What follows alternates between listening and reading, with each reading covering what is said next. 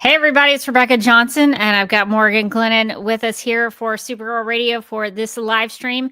And I just noticed my Figment is. I usually have him on my my mic, and I didn't know he was in the the screen there. I don't know if anybody needs to see him, but he usually hangs out with me because he's a magnet. He sits on my microphone. Well, we are going to be talking about All-Star Superman number 12, the final issue we've made. Stunning conclusion. So we're going to be talking about that, and we also have a lot of news to get through. So we've been, kind of banking some news up, and so I think this is probably a good time to bring that in, and so we'll discuss that as well. So, Morgan, if you're ready to go, I think we can see each other, hear each other, and we all have documents.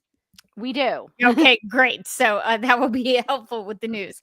So we'll go ahead and get started, and we'll be talking about All-Star Superman number 12.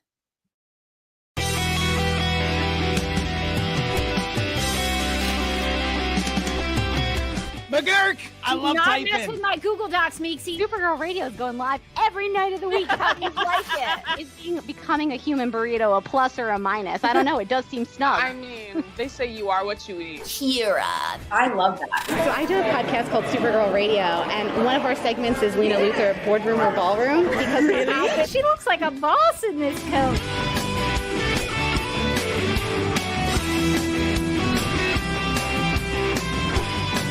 Nasty Luthor like a different Luthor? It's not just Lena being mean? No. Helen Sloan Slater here. It's so fun to know that you're hosting a podcast called Supergirl Radio.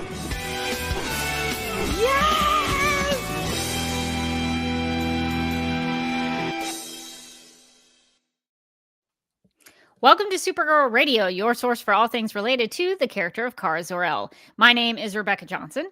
I'm Morgan Glennon. And for this episode of the podcast, we are live and wired to review All-Star Superman number 12, which was written by Grant Morrison with pencils by Frank Quitely. It was digitally inked and colored by Jamie Grant and lettered by Phil Balsman and Travis Lanham. You would think that after 11 previous issues to this that I wouldn't struggle to get through the credits, but I definitely did. So we're going to be talking about the final episode of this comic book run on Superman. But before we do that, we need to get to the news. The official DC Comics Facebook posted that 2 lucky comic book fans will win the opportunity to attend the world premiere of director James Gunn's Superman, taking place in Los Angeles. By discovering Crypto's golden biscuit. He's got a golden biscuit. which rhymes with golden ticket. So I'm actually impressed. So someone really thought about that. They thought about it. They sang that song as they designed this graphic. So the golden biscuit is hidden inside the front cover of DC's Facsimile edition. Facsimile. Yes. I can't read either. Oh, geez. You can tell when somebody like reads things in their heads, but like has never heard a word before out loud. We don't normally say facsimile. Now we would just say like a copy. Yeah, like the sad part is I knew what the word meant, but I just didn't know what it sounded like out. People just need to say it more often and then also spell it. We should work facsimile into our conversations a little more. We should. It should be our new penult. Okay, so the Crypto's Golden Biscuit hidden inside the front cover of DC's Facsimile edition reprint of the 1955 comic book Adventure Comics number 210, the first appearance of Crypto, which lands in comic book stores starting on June 18th. Copies of Adventure Comics number 210. 210. Oh my God. Am I okay? You're not having a stroke, are you? Are you okay? I might be because I forgot how to say facsimile? Facsimile. Facsimile. Now it's, like when you say a word too many times, it just loses all its meaning to you. It's Carmina Burana. It is. I can't do it. I'm having a breakdown. Copies of Adventure Comics number 210 Facsimile edition can be pre-ordered from your local comic shop. So talk to the staff at your favorite store about adding comics to your pull list, and don't feel bad if you can't pronounce it right. I am going to go confidently up to the counter at my local comic book shop and say, I would like the facsimile edition of Adventure Comics number 210. Yeah, I would be like, I just want the golden ticket, the golden biscuits, the golden biscuit, even better. So I guess DC Comics and Warner Brothers have decided to go full Willy Wonka on this. Yeah. So we'll see who wins the golden biscuit. I want to see the future fan going to the premiere, being rolled like a giant blueberry down the red carpet. They're not gonna make it. They're gonna be like stuck in a chocolate river somewhere. The snozberries taste like snozberry. I almost don't want to get the golden biscuit because of what happened to all those kids. You saw what happened to my TV. Oh my God. And Rebecca was never heard from again. No, Paloopas carted her off, and she was never seen again. We make a Superman related mistake. Like we say something wrong or we use the wrong name, and all of a sudden you hear oompa, oompa. It's like no, I know what comic that was. Please, I'm a real fan, and then it just parts you off. I know about Comic the Super Whores. So maybe thinking about this a little more makes me not want to get the golden biscuit. It's too much pressure. It is a lot of pressure. But if you would like to get the golden biscuit, it looks like all we have to do is go to our local comic book shop, purchase the facsimile edition of Adventure Comics number 210, which we have covered on this here podcast with the Crypto, the Superdog character spotlight. Oh, that's right. So we have covered the first appearance of Crypto. So fans of Supergirl Radio will be familiar with that comic. And I think that would be a fun little thing to buy in anticipation for the big screen live action Crypto that we will be getting in July. So that is very cool. Maybe your odds are good because nobody can pronounce facsimile like I can't. What if you when you go to get it at the counter, but they won't give it to you unless you say facsimile correctly? They might.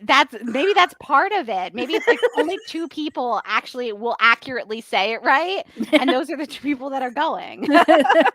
If you say facsimile correctly, you will be given the golden biscuit. Already your odds are much greater than mine. I do have a question. Did it say is the golden biscuit in the comic? Is it going to be like Willy Wonka where you open up the chocolate thing and the golden ticket's in it? How does that work? Imagine, because otherwise how would you know? Yeah. So I feel like the gold shines at you and you're like, yes, I did it. So you have to open up the cover. It's hidden inside the front cover. So that's how you will know if. So then do you do the Willy Wonka thing where you buy 20 copies just to see? I think maybe that's a good option. I also think just to increase your chances, you should spend as much time in bed as possible. It really worked for his grandparents. It really did. They were living the dream life, just staying in bed all day. They were bed rotting before it was popular. I don't think that was that in the Johnny Depp version? I don't think it was. I think that's just the original. I think it was just the Gene Wilder version. I think so. Those grandparents were living the life. I don't know. Did someone feed them? Was Charlie's maybe mom? Charlie was just in charge of all of that. Maybe that's why I was like, I gotta get out of here. Brian in the chat says, all the Willy Wonka body horror scarred me for life. That's fair. It's kind of a scary, creepy movie. It's a dark movie. When they go through that tunnel, oh boy, nope, not the tunnel. Nope, done with Gene Wilder was on a whole different level that I didn't want to go there with him. He turned out to be, I guess, a good guy in the end. Willy Wonka. He gave Charlie, the reins to his candy kingdom, but before that, it was kind of creepy. Before that, he sacrificed quite a few children. Some children, gods. Some children did not make it out. I don't know if they made it out alive or just in pieces of some kind. I think Mike TV became particles in the air. Yeah, that doesn't seem like it's good for him. That's what you get for watching too much TV. I mean, that would be coming for me, I guess. Nowadays, it'd be like little Mikey iPhone or something. What would the modern day version of Willy Wonka? He'd be like an iPad baby or something. He'd be constantly on YouTube. Well, if you want to participate in the Golden Biscuit search, you can do that with your local comic book shop. It sounds like starting on June 18th. So we've got some time to strategize. Got a couple of weeks. So I'll be letting my local comic book guy know I'm coming. Actually, when I went to go pick up the new Supergirl issues, he asked me, but I've known this guy for several years. He knows I come in. I have a podcast about Supergirl. And he when I came in to get the Supergirl comics, he was like, I was wondering when you'd come in. So I hope maybe since I have an in with my local comic book guy, maybe he'll slip me a golden biscuit. Yeah, this is the one. You should take this one. But there's only 2, so the odds are only 2. The odds, really low. All of our odds are not very high. And they're probably going to be in LA and New York. It's probably not coming down south. But I'll probably still buy a facsimile edition. Anyway, it sounds like a fun purchase. And not only are you getting the comic book, which is nice, but you get the chance to win. And if you don't get the chance to win, at least if you don't win, at least you still got the comic book. And you get the chance to say the word facsimile. You can learn how to and then correctly say facsimile, Very good. which is a word I can say, but then I immediately forget how to say as soon as I said it. I'll be quizzing you throughout this episode. Thank you. Please just to reiterate. Okay, so that is something that you can participate in if you would like to. Also, in the news regarding Superman, there's some news related to All-Star Superman, which we have been reading. So All-Star Superman will be available as an audiobook for the first time in a new recording from Penguin Random House Audio in collaboration with DC, on sale June 24th, 2025. Grant Morrison and Frank Quitely's Eisner award-winning graphic novel is adapted for audiobook listeners by Megan Fitzmartin and features cover art by Quitely, a full cast of 25 voices, an original music score, and sound effects. So, Morgan, are you getting this audiobook version of All-Star Superman? Is that what was missing for you? Was like the audio performance? I think so. I think if I was listening to this and there was like whiz pow, I would be like, you know what? Sure. You could hear Zabaro being brought to life. That's the thing, is that like I'm really like, we're gonna go to the Superman movie. It's gonna be, we're just here for Supergirl t-shirts. yeah. That's in what this we're comic. I'm just here for Zabaro. You know, I'm here for him. I want to support him. I think his poetry is beautiful. And I just think that he like needs to have more confidence and more belief in himself. And I'm excited to see who they cast as the voice actors. I wonder if there'll be any. So have they released the cast? They have. If you could, well, I might not have put that in the Google Doc. It looks like maybe my link doesn't work, but they have released the cast. So if we need to, let me see. Are there any like known actors, or is it just like voice actors who I may or may not be familiar with? What I remember seeing was that Ray Porter was going to be playing Jor-El. And Ray Porter, if you don't know his name, he was the voice of Darkseid in Zack Snyder's Justice League. Oh, okay. So that was why I was like, why is that name familiar to me? That's a big name to me. I'm going to send you the link in yes, I don't. So I'm assuming that these are all, because I Googled, these are all like probably voice actors. So I'm assuming that they're very talented at what they do. I don't recognize really any of the names, but I'm excited for the Nasty Luthers on this list, which is very important to me personally. Yes. I assume I don't see is Zabaro on here. That's so it says that the guy who's playing Superman and Clark Kent, Mark Thompson, is going to be playing Zabaro. Okay. Well, then we got the heavy hitters there. But I hope that he like gives Zabaro kind of like a, you know, no one really understands me. Like I feel like he has to have that vibe, but I'm sure he will. He's going to make great choices. I think it'll be. I'm not a big audiobook person.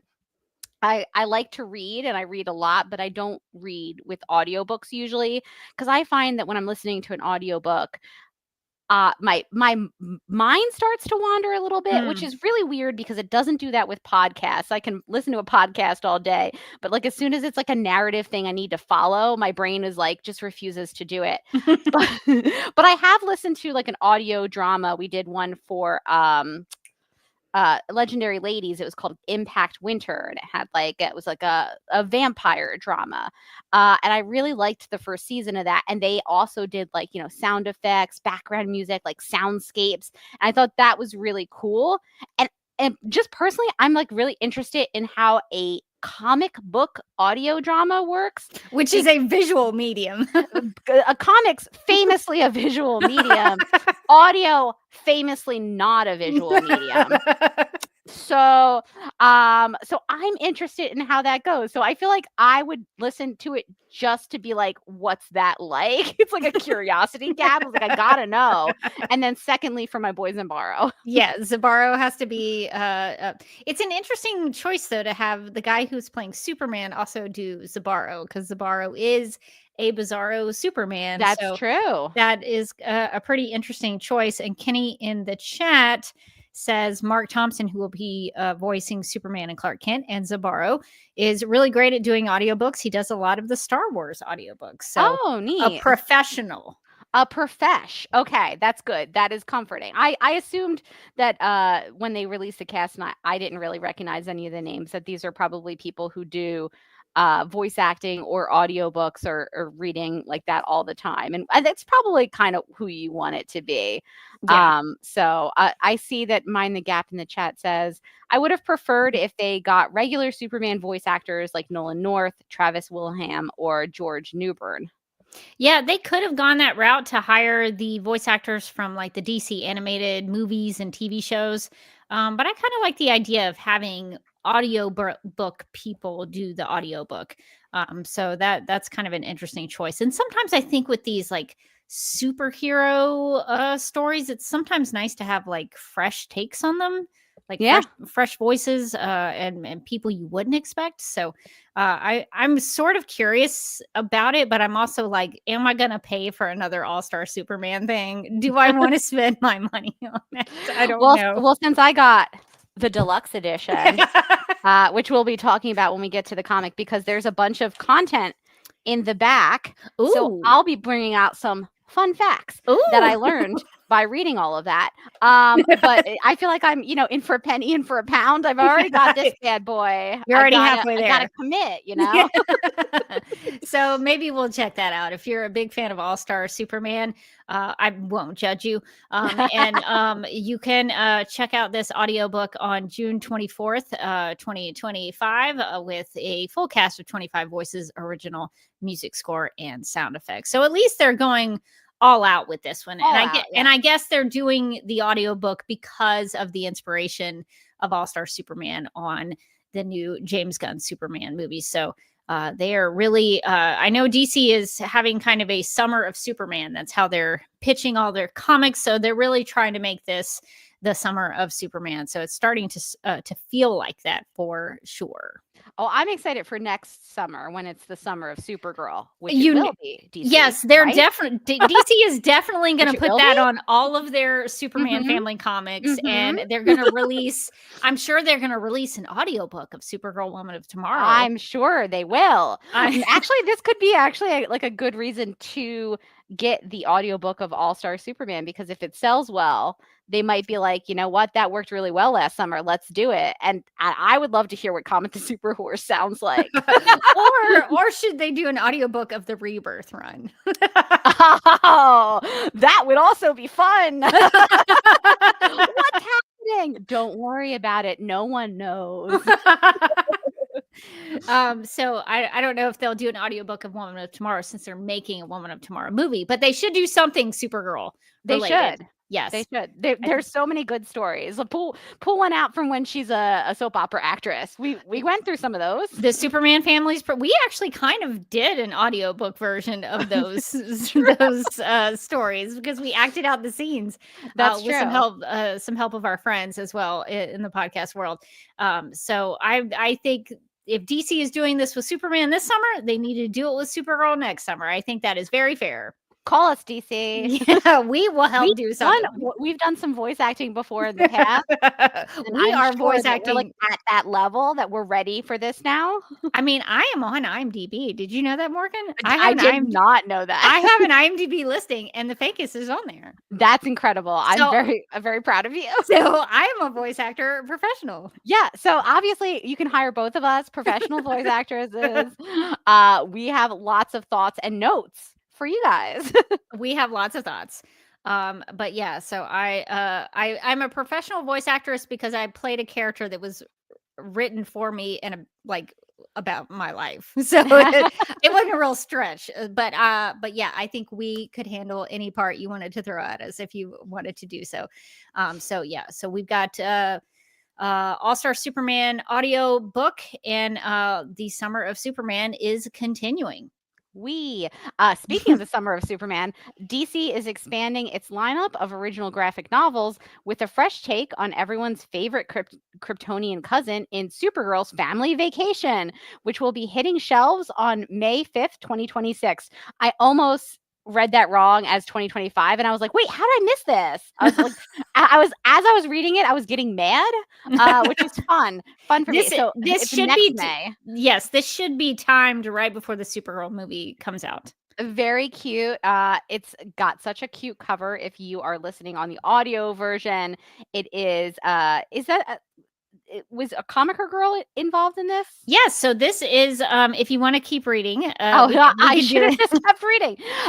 So this new middle grade graphic novel created by writer Brandon T. Snyder and artist Sarah Louver, at Comiker Girl on all social media. Presents a younger version of Kara Zor-El in what appears to be a more lighthearted, character-driven story than traditional superhero fare. Supergirl's Family Vacation introduces readers to a preteen Kara who excels at superheroics while maintaining perfect homework scores. But despite her impressive accomplishments, including capturing Lex Luthor himself, she still lives in the shadow of her famous cousin Superman. The 160-page digest-sized graphic novel follows Kara as she plans a summer trip to Argo, a floating city in space housing the last survivors of Krypton. Her goal, to finally connect with her heritage while showing Clark a thing or two about their shared culture. With her best friend Natasha joining the adventure, courtesy of an invitation from Lois, Kara is ready for the perfect getaway. Of course, things don't go according to plan when an old friend of Clark's interrupts their journey, diverting them to a mysterious planet with a dark secret that only Superman can apparently solve. Once again, finding herself sidelined, the story explores how our young hero handles the frustration many preteens can relate to. The digest-sized trade paperback will retail for $12.99 when it arrives next May, providing a perfect introduction to the character for new fans while offering longtime Supergirl enthusiasts a fresh perspective on the Girl of Steel. So I'm so happy for Sarah Louver. She has been drawing Supergirl online forever and ever and ever, and she has done the most amazing Supergirl comics on her own, just in her own personal time. So I'm so glad. She's done some work for DC before, but I want to say this might be her first Supergirl comic. I think she's done like some Teen Titans stuff maybe. So I'm thrilled. Nobody deserves to draw Supergirl more than Sarah Louver. So I am so excited. We'll have to cover this on Supergirl Radio. Maybe we could get her on as a guest. Like maybe that'd be so fun. Maybe we could interview the artist and get her perspective on it. What do you think about the story? It says Supergirl is going to be sidelined because Superman can only be the one to figure it out, and so she's going to get real frustrated about it. So uncool. I do like the story is taking it head on that like Superman is like everybody's focuses on Superman and nobody focuses on Supergirl, which is a thing that we complain about a lot, where it's like, oh, Supergirl's so great, why is everything about Superman? And I like that this is going to be like the preteen version of that, where she's going to be like, excuse me guys, I'm here too. I think that sounds like it's very cute, and I like that it's aimed at a little bit of a younger audience, and I think it's going to be very, very fun. Yeah, as you were reading the description of it, and it talked about how Superman is the only one who can save the day or solve the thing, and even I, in my inner Rebecca voice, was like, why does he have to be the one to do it? Like, Supergirl can help. Why isn't Supergirl doing this? So I think the description sort of answered my own personal frustration as it was being read aloud. So we'll definitely have to cover that when it comes out, but it looks like it's not coming out until next summer. So we'll have to keep Supergirl. The summer of Supergirl is coming. So countdown is gonna start soon. We'll be at a year. Let's see, when did this come out? This was gonna come out on May 5th. Yeah. So we're less than a year away. So listen, the clock is ticking. The countdown starts now. The summer girl is coming. So very, very exciting. Well, I think the last bit of news that we have for this episode of Supergirl Radio, the annual Superman celebration is shaping up to be an extraordinary event for comic book enthusiasts and pop culture fans alike. Legendary comic book artist and writer Bob McLeod will be in attendance as a special guest across all 3 days of the celebration. McLeod has left an indelible mark in the comic book industry with his detailed, dynamic artwork and classic storytelling approach. Throughout his illustrious career, McLeod has worked on numerous iconic titles, including Superman, Spider-Man, Batman, The Incredible Hulk, X-Men, and Star Wars comics. His distinctive art style has helped shape the visual language of comics that fans have come to love over the decades. This rare appearance offers attendees a unique opportunity to meet a true industry icon who has contributed significantly to the medium's evolution. And in terms of actor appearances, voice actress Annie East, I was trying to practice this. Annie East Fairweather will also be joining the celebration this year, appearing on June 13th and 14th. Fairweather is best known for bringing Supergirl to life in DC Superhero Girls, capturing the character's strength and compassion through her remarkable vocal performance. And rounding out the guests, actor Dean Cain will also be making a special one-day appearance at the celebration on Saturday only. Cain, who portrayed Clark Kent Superman in the beloved 1990s television series Lois and Clark, The New Adventures of Superman, and also Jeremiah Danvers. Jeremiah Danvers, wherever he is. Oh, R.I.P. That's right. They did find him. He died. He did die because Eve Tesmacher murdered him. So he disappeared. He was in the woods somewhere, and then he died off screen. I like that. Didn't Alex never find out that Eve was the one who killed him? They I don't think they ever learned. That's okay. Alex didn't really care. Alex didn't bother to go looking for. I think they found out that he died, but I don't think they learned that Eve Tesmacher had been the one who murdered him. But Dean Cain remains a fan favorite, and his limited engagement is sure to draw crowds. The 2025 Superman celebration will take place across June 13th through the 15th in Metropolis, Illinois. So this is very exciting for me. I am excited to meet another Supergirl. I've met Dean Cain a couple of times. Very famously, my friend Christy still makes fun of me to this day because when I first met Dean Cain, I was getting my picture made with him at Dragon Con, and he saw my t-shirt. I had a t-shirt that was like Lois Lane superpowered with Superman, like it was like a comic book cover. And so he saw my shirt and he said something about Lois Lane, and I couldn't respond to him. I was so I don't normally get starstruck, but I was like face to face with Superman and I freaked out. And so I didn't say anything. And so my friend Christy still makes fun of me to this day, because that's the only famous person I've ever not been able to. Well, there was one more, Brett Butler, when I was in 7th grade. I don't know if you remember the TV show Grace Under Fire. But but the comedian Brett Butler had written a book, and I went to go get my book signed, and I didn't really have. I was in 7th grade or something, and I could not say anything to her at that moment. So there's only been 2 people that I've met, famous people wise, that I just could not get a peep out. But Dean Cain was one of them. I did make it up to myself. I went to his table later and struck up a conversation with him, so I felt better about that. But in the moment when I was getting my picture made with Superman, I was like, nothing's coming out. I can't say anything. So that's pretty exciting. And I'm kind of excited about Bob McLeod.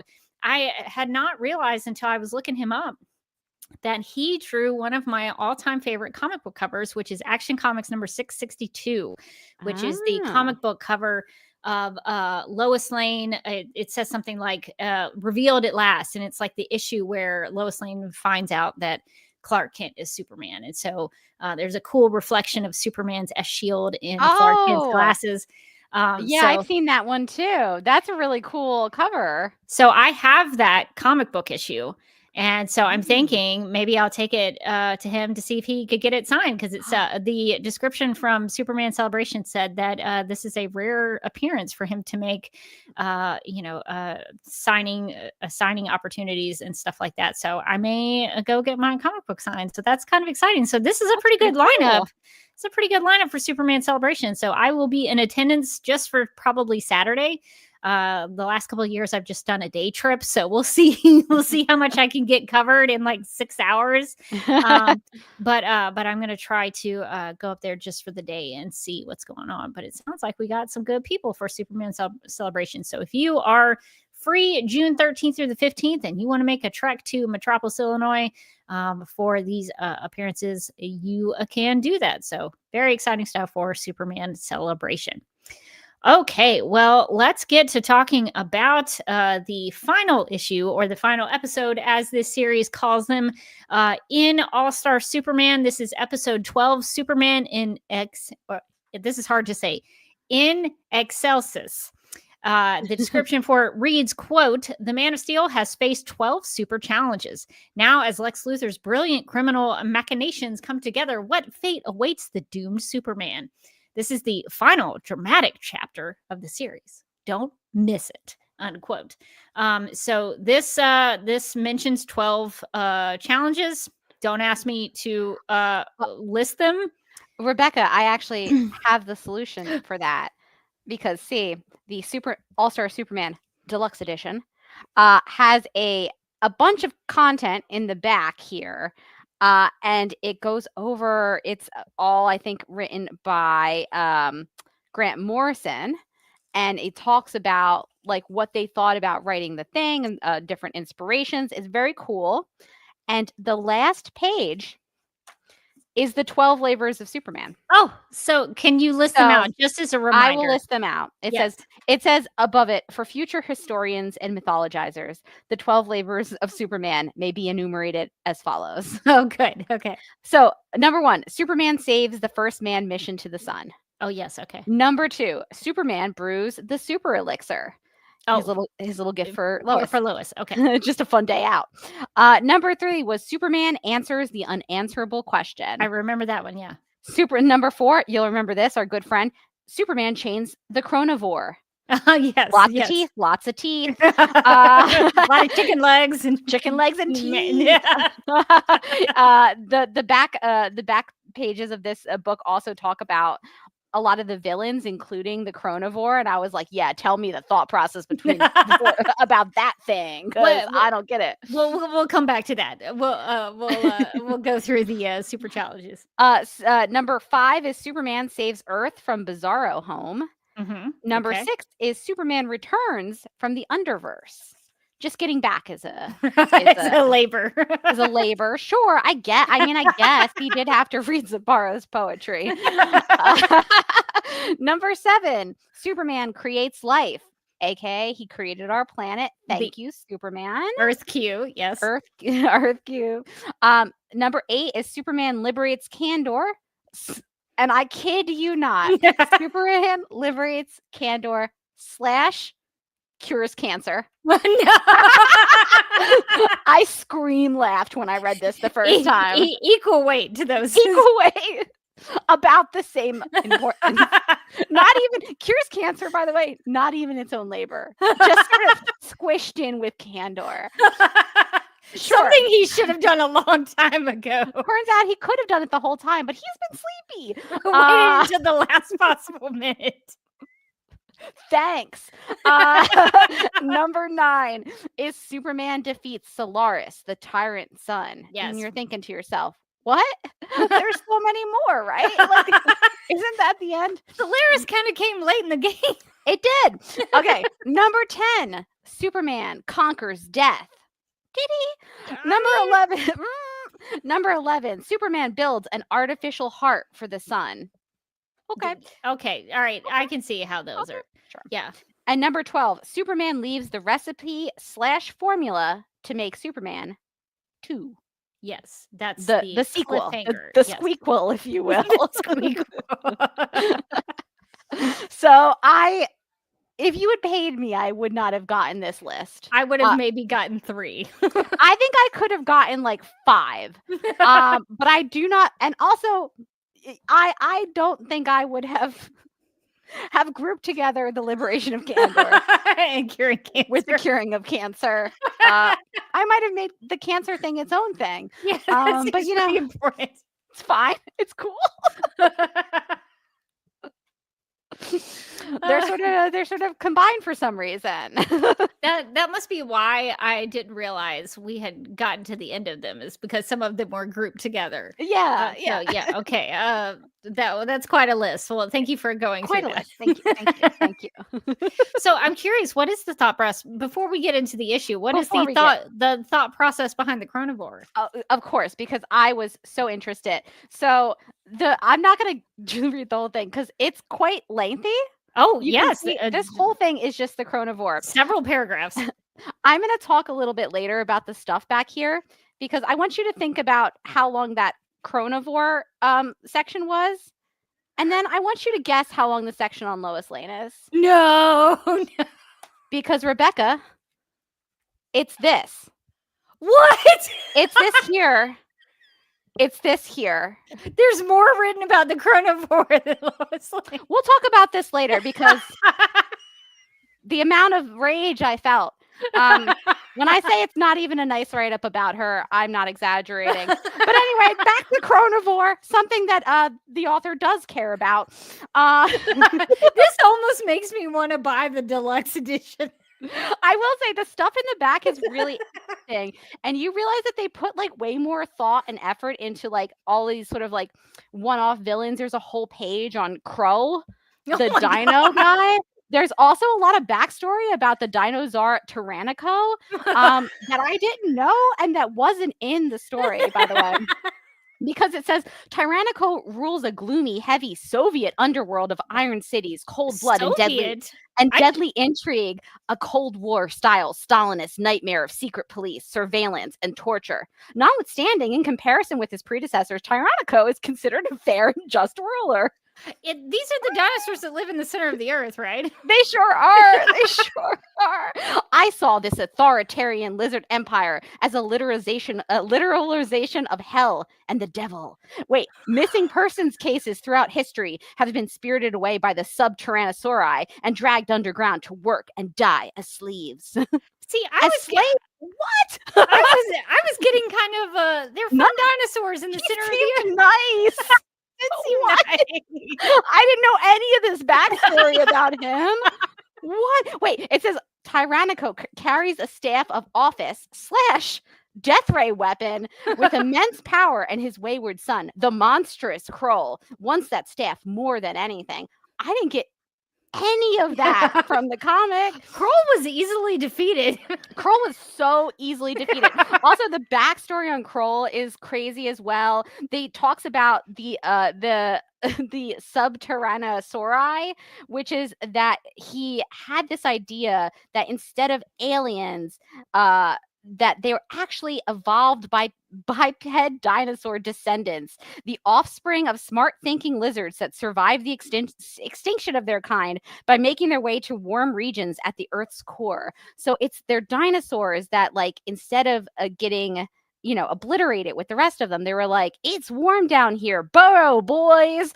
And then they just sort of evolved over time. They developed their own technology, civilization. And Kroll wants to go to the surface and eat all the humans. And Dinosaur Tyrannico is more of an isolationist. Not words I thought that I would hear about. He's a Soviet style isolationist and Stalinist, but also sweet and kind. I was like, what's happening? Where did this all happen? I was like reading these pages and going like, could I have gotten one issue about this? Because I'm into this, honestly. Could we just have a whole series based on the dinosaurs that lived in the center? My God, there was so much more I didn't know. It sounds like we need to buy this. The chronovore, he talks about how the chronovore was mentioned in passing in DC 1 million and would have been the monster in my aborted Hypercrisis series idea. But he says the monster at the center of the whirling form is a spherical storm of eyes. I don't like that at all. Fanged mouths surrounding the central core open like flowers in the air. Is that what they open like? I don't know. I did not get flowers. No, thank you. And from the compass points around the center, there are articulated insectile feelers or mandibles, which pinch and nip and gather with stitch-like movements. In the wake of this. Are those the chicken legs? Those are the chicken legs. In the wake of this creature, everything it touches ages rapidly and dies. So he said that this was mentioned in DC 1 million. It was going to be in another series he was thinking about. He said it took a long time to get the right design for the beast because it's meant to be a 5D being that we only ever see in 4D sections. Sure. It had to work as a convincing representation of something much bigger than that we're seeing only where it interprets our 4D space-time continuum. Sure. All right, cool. My favorite part of the chronovore section, and then I promise I'm done, is this is the last part. Imagine you're walking along with a song in your teenage heart. Then suddenly the chronovore appears, takes a bite out of your life, and you arrive at your girlfriend's house, age 76, clutching a cell phone and a wilted bouquet. Jeez. All right, Grant Morrison, are you okay? I was like hysterical. Some of these write-ups are so funny in like the amount of backstory that like never made it to the page. And it's like, no, give me more of his mandibles, I guess. I don't know. Like I'm actually kind of into it. Okay, before we leave this section, Sure. because I think this is a good tease to make people want to buy this version of the book. I think it's very helpful. Anytime you guys. What does the Lois Lane section say? Rebecca. I know it's not going to take us a long time to read it. Oh, it won't. It infuriated me. So just as sort of a comparison, there's a whole page on Superman, Yep. which there should be. Of course. There's a whole page on Clark Kent, a whole Yeah. page about how his physicality is, really cool stuff. This is the page on Lois. It might look big, but it's all pretty pictures. There's no words. And then the next thing is Jimmy Olsen, which he really gets deep into how he thought about Jimmy Olsen and like conceived of Jimmy Olsen, like the ways that he wanted to reinterpret Jimmy Olsen for this. This is Lois Lane. This is Jimmy Olsen.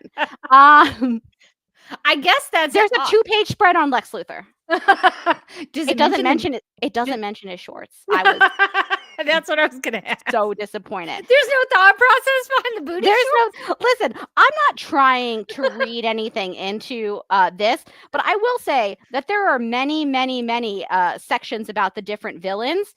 You know who else isn't in here? Nasty Luthor. What? I'm not trying to like read into what they have in common, but I'm just going to leave it there. You know, I'm just going to leave it there. I'm going to let everybody make their own. You can come to whatever conclusion that you would like to. There is a section on Lilo. There's a section on Barrel and Lilo. You can see Barrel's section is right here. Lilo's section's here. Oh my gosh. Lilo's section says that she's named after pool furniture. So, so you know, it is what it is. Going back to Lois Lane. Again, I'm not gonna say it, but I think we can all make some decisions about what's happening here. So it says Lois Lane. Lois Lane was an older, wiser amalgamation. Why did they have to mention that she's older? She's old. Amalgamation of all of her previous appearances. And we really wanted to show why Superman would fall in love with this human woman. They did not show that at all. They did not do that. Apart from her obvious beauty, our Lois had to be clever, witty, compassionate, understanding, suspicious, cynical, insulting, courageous, and even reckless. Okay, maybe that's half it. Of those. Maybe that's half. it. That's it. That's it. That's the write-up. What does that tell us about the thought process behind?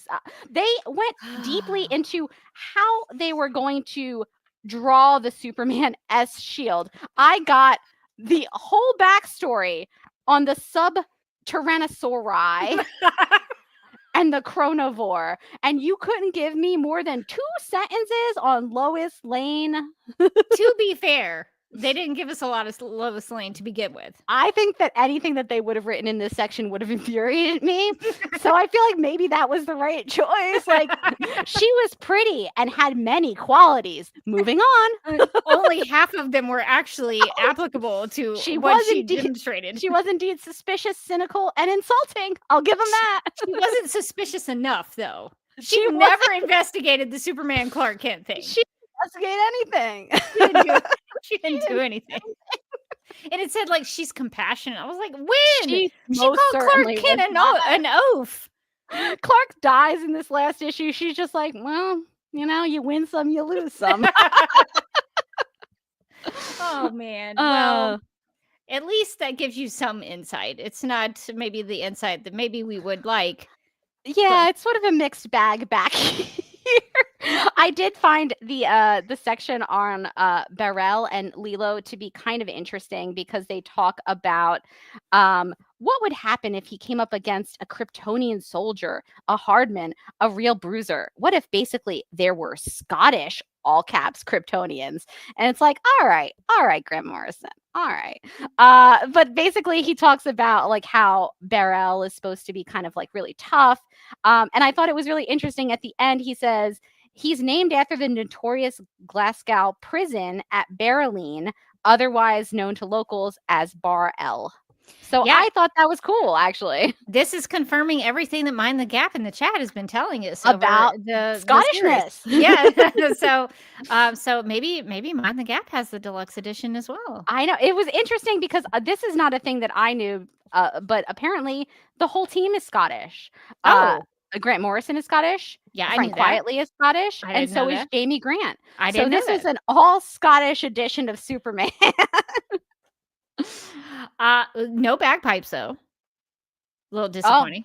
No I know, bagpipes. no bagpipe. No I feel like castles. they could have given somebody a bagpipe. They could have given somebody a kilt, perhaps. A kilt would have A been great. castle. Yeah, a Yeah. castle in the distance. Why didn't the Subtyrannosaur have a castle? There is no reason that the dinosaurs in the center of the earth didn't have kilts on. There's No reason at all. No reason at all. We could have They could have put a kilt on. on that bad boy. It looks like he's got like Mardi Gras beads on. Like, why not? You just put a kilt on him. It's fine. We'll go with it. Amazing. Well, again, the deluxe edition, a lot of interesting stuff in the back part. I felt like I got some insight into the thought process. And last interesting tidbit before we move into the actual story is that they talk all about the covers. So they have interesting. all the spread of the covers, and they say that at the time that they were doing these the covers for Superman, they were the cover sort of trend was to have these sort of hero images where it was like the character in sort of like, a heroic pose or something. And what they wanted to get back to was more of a story, kind of old school story image where the cover told you something about what the story was inside of Right.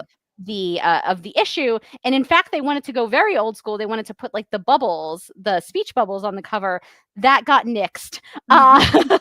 But they were still allowed to do more of these like kind of fun story covers, which I actually would say I really like the covers in this run. I think all of them are very fun. I like that it gives you an idea of like what's going to happen in the story. Which so is I what think every cover really should do. Exactly. Yeah, they were saying that there was a time when most of the covers were just kind of the superheroes sort of posing. They called it icon shots. They also talked about. They included 2 icon shots of Superman. One is, him holding the world. But the other one I thought was really interesting. They said cover 1, which is the first cover, was inspired by the laid back, taking it easy posture of the fan in a Superman suit from San Diego, who gave Frank and me the germ of the idea that a truly invulnerable man who had no need to protect himself physically from anything would have very relaxed body language as opposed to the muscle-bound confrontational bearing of most superheroes. I had read that before, that they like saw a guy sitting like that. Just kind of chilling at the end of his San Diego Comic-Con experience, probably like hallucinating from hunger based on my experiences at San Diego Comic-Con. Just so tired. Forgetting to eat.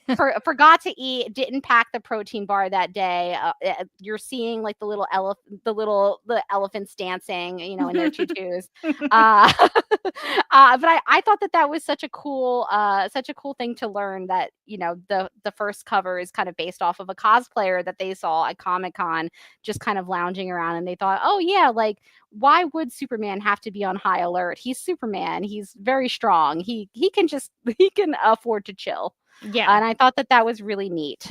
Very good insight. And Mind the Gap corrected me, saying that Mind the Gap does not have the deluxe edition. Just read a long interview from Newsarama. So Newsarama apparently had a lot of this information as well. So that's very cool to know. Well, I guess we could go ahead and get started talking about this final issue or episode. So this one starts off kind of in an interesting place because I'll be interested in your read on it, Morgan, because it seemed like to me that this was some sort of afterlife that was happening. Kal-El is with Jor-El on a Krypton that's kind of covered by a red sun. And so they're talking about what is happening, where they are, and what has happened to Kal-El. So, Morgan, what was your take on this kind of opening sequence of events? Yeah, as usual, I just felt confused. So it was kind of a familiar feeling at parts of this run where I was like, okay, Superman is with Jor-El, so that seems bad for him because Jor-El is like, not to be, indelicate, but he's really dead. So if Superman's with Jor-El, that seems bad. And Jor-El is like, yes, I am dead. You are also dead. Both of us together, we are dead. And I was like, okay, all right, I get that. But then it starts to get confusing to me because he starts talking about how, matter and energy can't be created or destroyed, so neither can consciousness.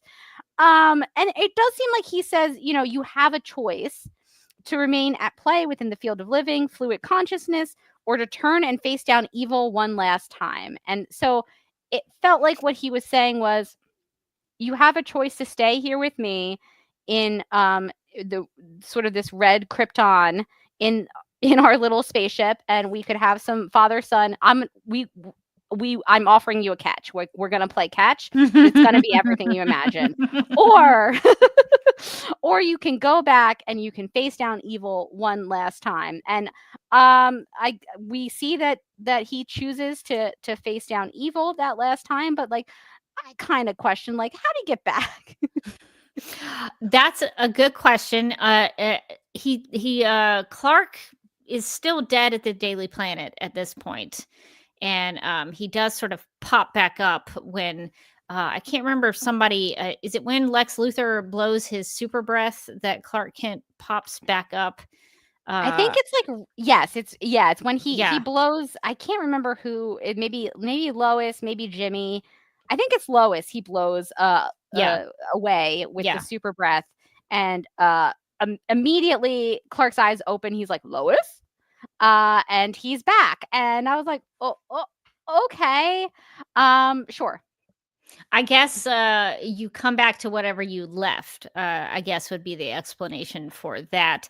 My question about that choice is this a choice that is given only to Kal-El, or does everyone who dies, every Kryptonian who dies, get this choice, these two options? Like, yeah.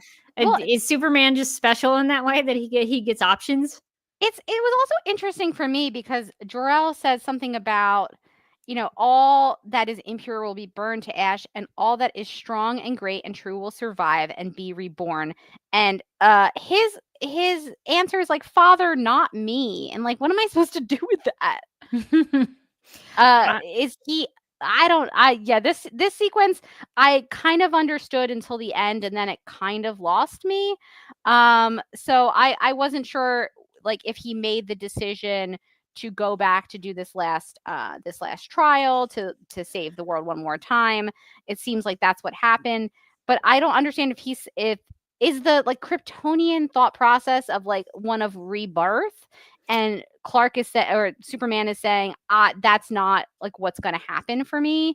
And are we supposed to like extrapolate that at the end of the comic when he's dead, he is kind of stuck in the sun, keeping it going. And so, he's not dying and being reborn because that's like not available to him. Is like that what I'm supposed to get out of this? It was very brief and very deep and philosophical. And it was like too quick and too philosophical for me. Yeah, that's an interesting read on it. I didn't have like a lot of thoughts about the reborn part of this, so I'm glad that you brought this up. It's interesting that he says all that is strong and great and true will survive and be reborn. And that's why Kal-El says, not me, as if he's saying that he's not strong and great and he isn't true and he won't survive. I feel like that's the part that kind of threw me because I've seen enough, media over the course of my life, I guess, where I do feel like it is a trope that like you die and then you get there's a choice. Do you go back and do this hard thing, or do you stay with your loved ones? And like, the heroic people make the heroic choice to like leave and go back to the hardship. And I feel like that is like a common story trope. So I was understanding it up until all the talk about like things getting reborn and things surviving. And then I was like, I'm not sure what I'm supposed to be taking from this. Then And I got a also- little confused. And also, Kal-El seems to make a choice. He Yeah. says, "Not me," as if like, no, I don't want to go. But then he does come back. Yeah. It's I- kind of interesting. I wasn't sure. I wasn't also sure if we were supposed to take, the thing about everything good and strong will survive and be reborn. Was that supposed to be like Jor-El saying that it was like reborn through Kal-El and that he is like, bringing all of these great parts of Krypton forward with him. Like, he is kind of the legacy. He is kind of the rebirth. I don't know. It's a very quick sequence at the beginning, but it did throw me for a loop. And it was probably the thing that like confused me the most in this issue, where I was like, what am I supposed to take from that? Yeah, I don't have a real solid answer about it because it should be clear. He's given two choices.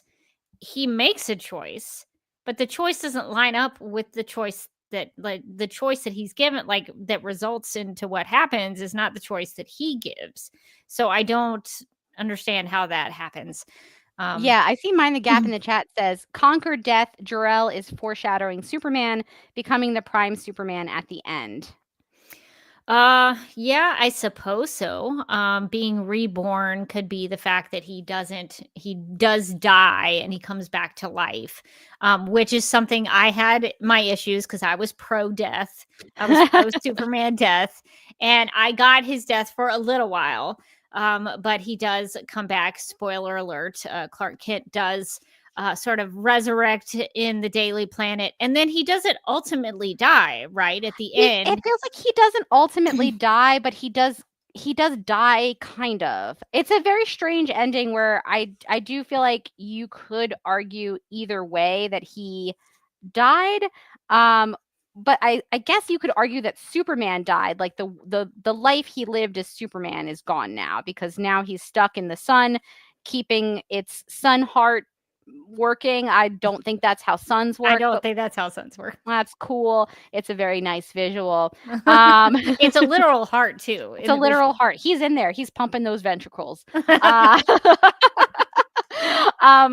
I feel like you could say, well, like he didn't die because he's still alive in the sun. But he is not returning to Earth. Yes, but he's not. So I think you could also say, well, he didn't. He is still alive, but his life as Superman has kind of died. So, yeah, it's a have it both ways ending. Which at least there is an interpretation where Superman died in this, I think, which I was kind of fine with. I also, as I was getting through this last issue, felt the same way you feel as I was going through it. Like, I swear to God, if something dramatic doesn't happen at the end that like kind of pays this all off and he just goes back to his normal life, I'm gonna lose it. So I guess you could justify like the super feats that he's had to do, these labors of Superman. I guess you could say, well, he needed to do those because Superman was not going to exist anymore in the way that he had. But like Lois doesn't think he's dead.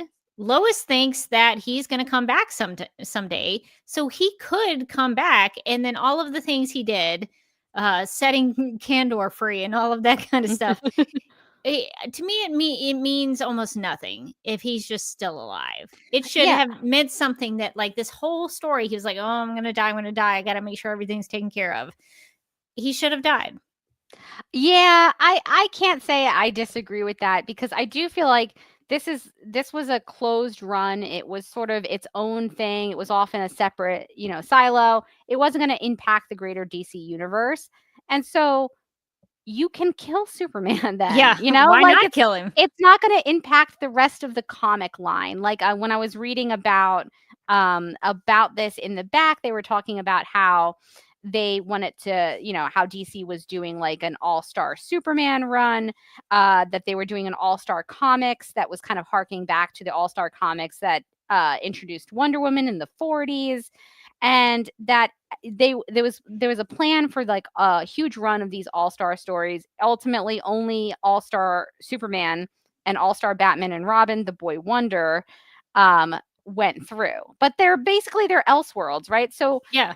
you can kill him then, and there's no implication to the wider universe. So I do feel like the fact that they tried to like kind of do a have it both ways ending felt a little weak to me. Like I think I also would have preferred them to have just killed Superman straightforwardly, like no loophole.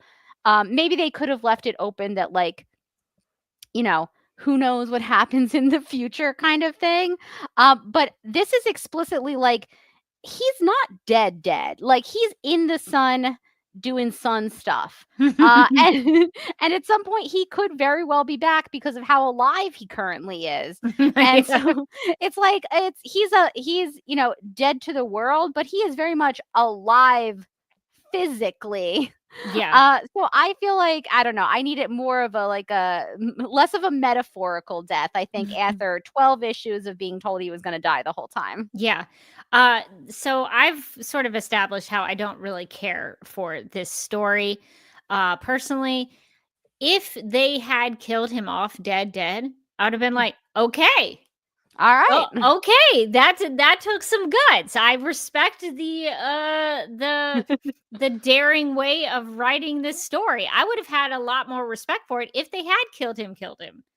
Yeah. But I agree. But yeah, here this is I mean, I guess he did die, but then he came back to life and then he lived for who knows how long. So we don't. Yeah, it's a strange ending. I felt I didn't hate it, but I didn't love it. Like I kind of felt like kind of a weird fine space with it. But like if you were like, did this ending save the story for me? Reevaluate how you were feeling about it up until the ending. It's like, oh no, not really. Like I do feel like they had a chance to really stick the ending in having something more final happen, or having a death feel more final, and they kind of wishy-washied out of it. And there was really, again, because this was like a side universe, there's no reason that they couldn't have killed him, because this is, it's an Elseworld. It's not going to affect the main comics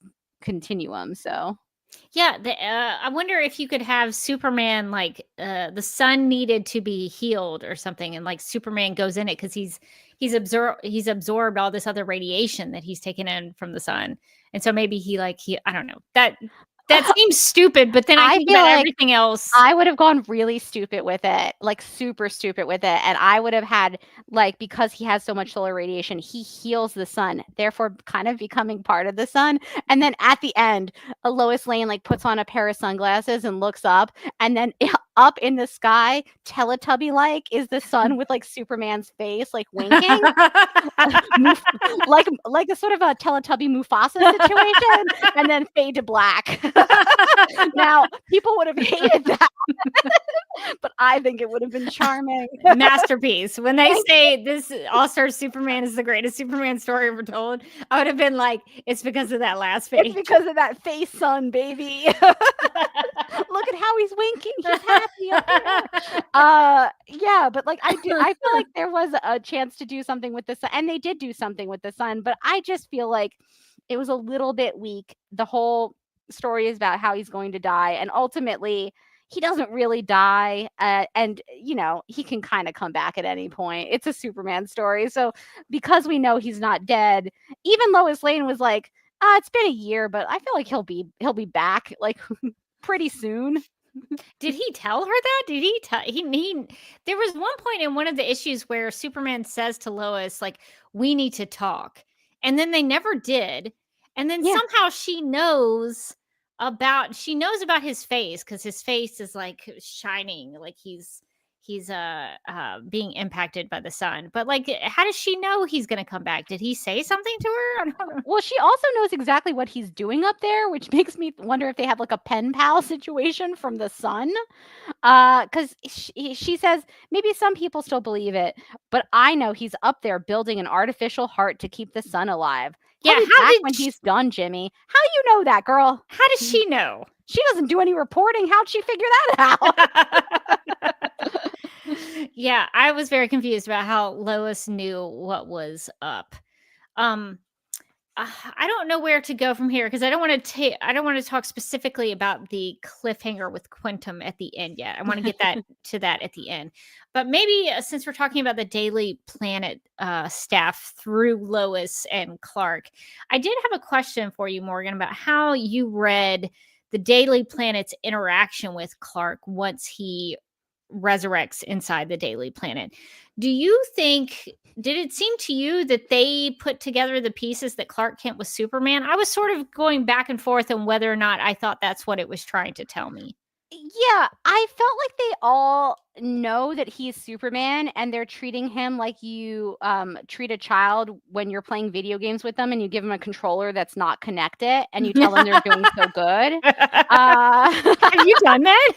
No, I would never do that. That would be dishonest. I will say I played Super Mario Brothers, or Super Mario Bros, as my young friend Tyler called it. He wanted to show me Super Mario Brothers, the original game, and he was so excited about it. And so I sat down and I played like the first level really well. And he never seen me play it before. So he thought this was like my first time. And he was like, "You're really good at this." And I was like, "Yeah, this is not like I played this all the time as a kid, as a third grader." The muscle memory is coming back from when I was like 9 years old. So I have sort of, I don't want to say like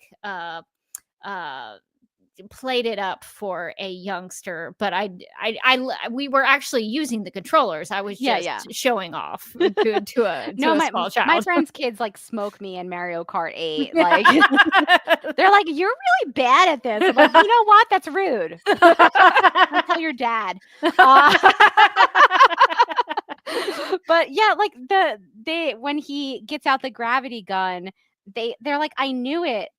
Didn't I say he was way too buff to be Clark Kent?" So then they're like, "I knew it was you, Superman, pretending to be Clark."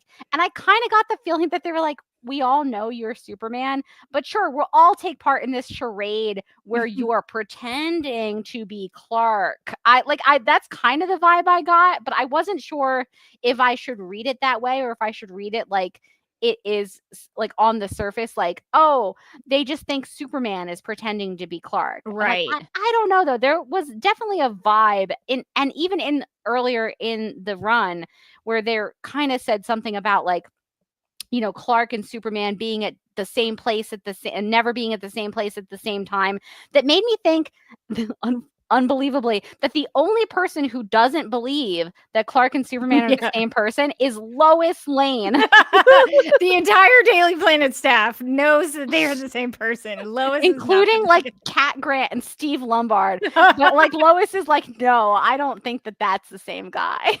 Yeah, that is sort of what I took away from it too, because it seemed like Jimmy, I don't know, it was interesting because Jimmy says like, "Oh, you have the real Clark at the fortress." So it could be, I guess you could read it two different ways. You could say that it's the Daily Planet thinking that Superman is pretending to be Clark in order to save the day, or they recognize that Clark Kent is really Superman. So yeah, I guess it's open-ended. It felt so leading to me the way that Jimmy said it, like when you and your friend have a thing that you haven't really coordinated with each other and you have to be like, "Yeah, you know how we were at that thing yesterday and that's why we couldn't come to your party. Remember the thing where our car blew up? It was crazy, right? Wasn't it crazy?" Because he even says, "Nice disguise, Superman." And it just feels very like too over the top, the way that they're like, yes, of course, you are Superman pretending to be Clark. Clark, who is our friend, who is at the Fortress of Solitude, who is not you, who we all don't think is you. And it felt too, like a little bit too, like, exaggerated for them to be really thinking that. But again, maybe that's what they do think, and I'm just reading into it. But it felt very much like, the seasons where we were like, Kat knows in Supergirl, the TV show. And then guess what? She did. She did know. Yeah, even in the speech bubbles, disguise is bolded a little more than the other words, and real and fortress seem to be a little darker. I don't know if that's intentional or if I'm just reading into the writing there, but it does seem to have some emphasis when I'm looking at it. Yeah. So I think, yeah, it does. With Jimmy, I could buy that maybe Jimmy knew and he was trying to play it up for everybody else. So I don't know. It was I had to look at that a couple of times and I still don't totally know how I feel about it. I think they leave it ambiguous. Like they leave it up to like what you think. And I just feel like they all know. Like that, Yeah. like what I ended up coming away with that is like the entire like core group at the Daily Planet, besides Lois, knows that has accepted that he's probably Clark Kent. So at the end, when Superman is in the sun, pumping the sun's heart for who knows how long, do you think she knows it then? You know what? I haven't seen Clark in a while. I don't think that she's thought about Clark in a year, to be honest. I think somebody occasionally will bring him up and she's like, oh, yeah, is he on vacation still? And then she just goes back to her life. I think that Clark is not something she thinks about at all. Yeah, so I guess he could still be in that bathroom reading Shakespeare for all she cares. With his Thanksgiving baskets. Slowly getting through that can of cranberry sauce, getting really worried. No one's coming for you, But Clark. he's memorized Hamlet, so He's got it. He's got the whole soliloquy. So got that taken care of. So yeah, so I think you're probably right. She only cares about Superman, even at the end. So that's disappointing. But in terms of the rest of the Daily Planet staff, they have an encounter with the superpowered Lex Luthor. So what did you think, Morgan, about Lex and even Nasty in this issue? Because she also pops up as well. Again, love Nasty. She is a queen. I think that she is great in this issue, as always. She's like taking care of business. She's like reordering the calendar. This is science year zero, she says, and we're putting all the traitors on trial. And the Daily Planet people behind her are like, we didn't agree to this. Like, what do you think is happening here? She's wearing that weird hat that they still never explained what it does. My favorite thing is she says, like, how do I get the hat to work? While he's like having like an existential crisis, he's like crying. He's like, we're all connected. Everything is so beautiful. Nostalgia, you don't understand. And she's like, is it like a button? Or... I wish that she was in this comic so much more, because every time she pops up, she's so crazy. She says the weirdest things you've ever heard, and then she just disappears. And it's like, I need more of her. I like that she also says, ugh, you look weird. Like she's such like a teen, early 20s, like, you're being so weird about this. Tell me how my murder helmet works. Yeah, she makes an appearance just as things are happening between Superman and Lex while they're fighting. So I wish we got to see like a wrap up on Nasty. What is she doing when Superman's in the sun? What is Nasty doing? Although I will say her last quote in this, incredible. She says, Uncle Lex, you're literally embarrassing me beyond all therapy with this behavior. So maybe she's at the therapist's office being like, and then he was like really cringe. She's the best. We need more of her. We need her. She needs to have her own. Like, what's a day in the life of Nasty Luther? Where's her title? I want her graphic novel. I would read the Nasty Luther title for sure.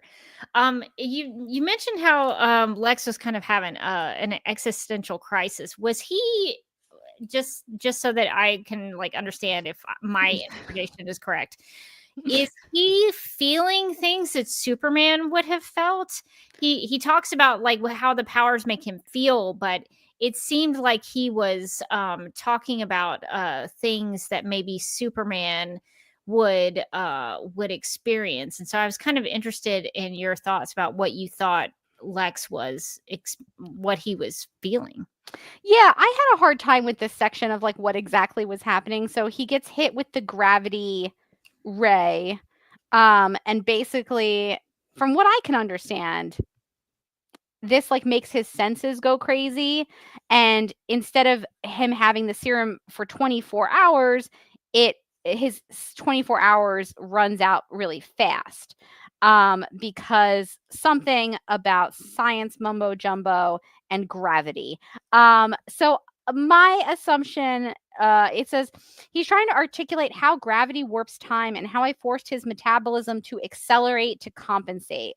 So then instead, because gravity warps time, instead of him having 24 hours, suddenly the 24 hours was up because he accelerated time. So my assumption was that instead of having these powers like normal Superman powers, maybe over the course of 24 hours, he just got a burst of all the Superman powers, like all at once, up to 10, on the scale. And so he was just like seeing through time and space. He was like seeing like the red strings connecting us all. He was like, I see it all now. Oh my God. It's like, I really wanted him to have like a Scrooge moment where he was like, you get the goose from the window. He does cry and he's like, we're all we've got. Like he really has like a moment. We don't get any follow-up with him, so we don't know how it stuck, if it did stick at all, if his moment of seeing through to the beauty of all humanity and how we're all interconnected, if that lasted in his head at all. But I did like that as like a way to defeat Lex Luthor, is to kind of like make him realize like we're all in this together, Lex. And like when you put out the sun to defeat me, you put out the sun for everyone, all of us who live on this planet, yourself included. And that's bad for all of us, yourself included. So I did like, it was science mumbo jumbo, which has been a big issue with me through the whole run, of like them overcomplicating the comic book science but also wanting you to follow along with it. And I'm like, listen, if you're going to make it that complicated and it's not real, I don't care to learn it. If it doesn't like have parameters I can understand, like, let's just move past it. Yeah. I thought it was interesting, but I didn't fully understand it. But I thought it was interesting that Lex says this is how he sees all the time, every day.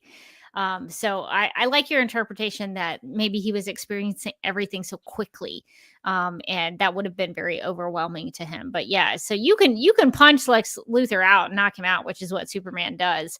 But I like the idea of him being so overwhelmed with his feelings that's what really takes him out. And Superman does tell him, because Lex proclaims himself to be the savior of the world. He wants to be the hero for everyone. And Superman knocks him out and says, you could have saved the world years ago if it really mattered to you, Luthor. I liked that line. So I thought that was good. So Lex could have saved the world if he wanted to, and it didn't matter to him. So he didn't. I also really liked when he punches Lex and he says brain beats brawn every time. So it's kind of like the reminder that Superman is, not just really jacked and powerful, but he's also really smart. Like he figured out how to get Lex to get the serum out of his system really quickly.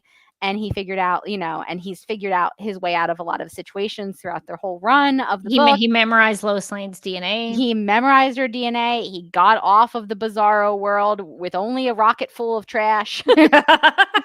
He's pretty smart. He's a pretty smart guy. So I liked that kind of reminder that, Superman is also a pretty smart dude. Yeah, one of Superman and Supergirl's powers is super intelligence. So it's nice to see when it is used properly. So that is refreshing. I guess what else have we not talked about? Oh, and is there anything before the ending that you wanted to talk about? I think, if we talked about Nasty Luther, I think we covered most of this issue, which I feel like we've covered it kind of almost in order too. Okay, good. Starting from the beginning where we're like, what, is he dead? To the end where it's like, what, is he dead? So we do get to the end of the series and the issue, and Quintum comes back. Leo Quintum, Mr. Quintum, various ways of referring to him in this story.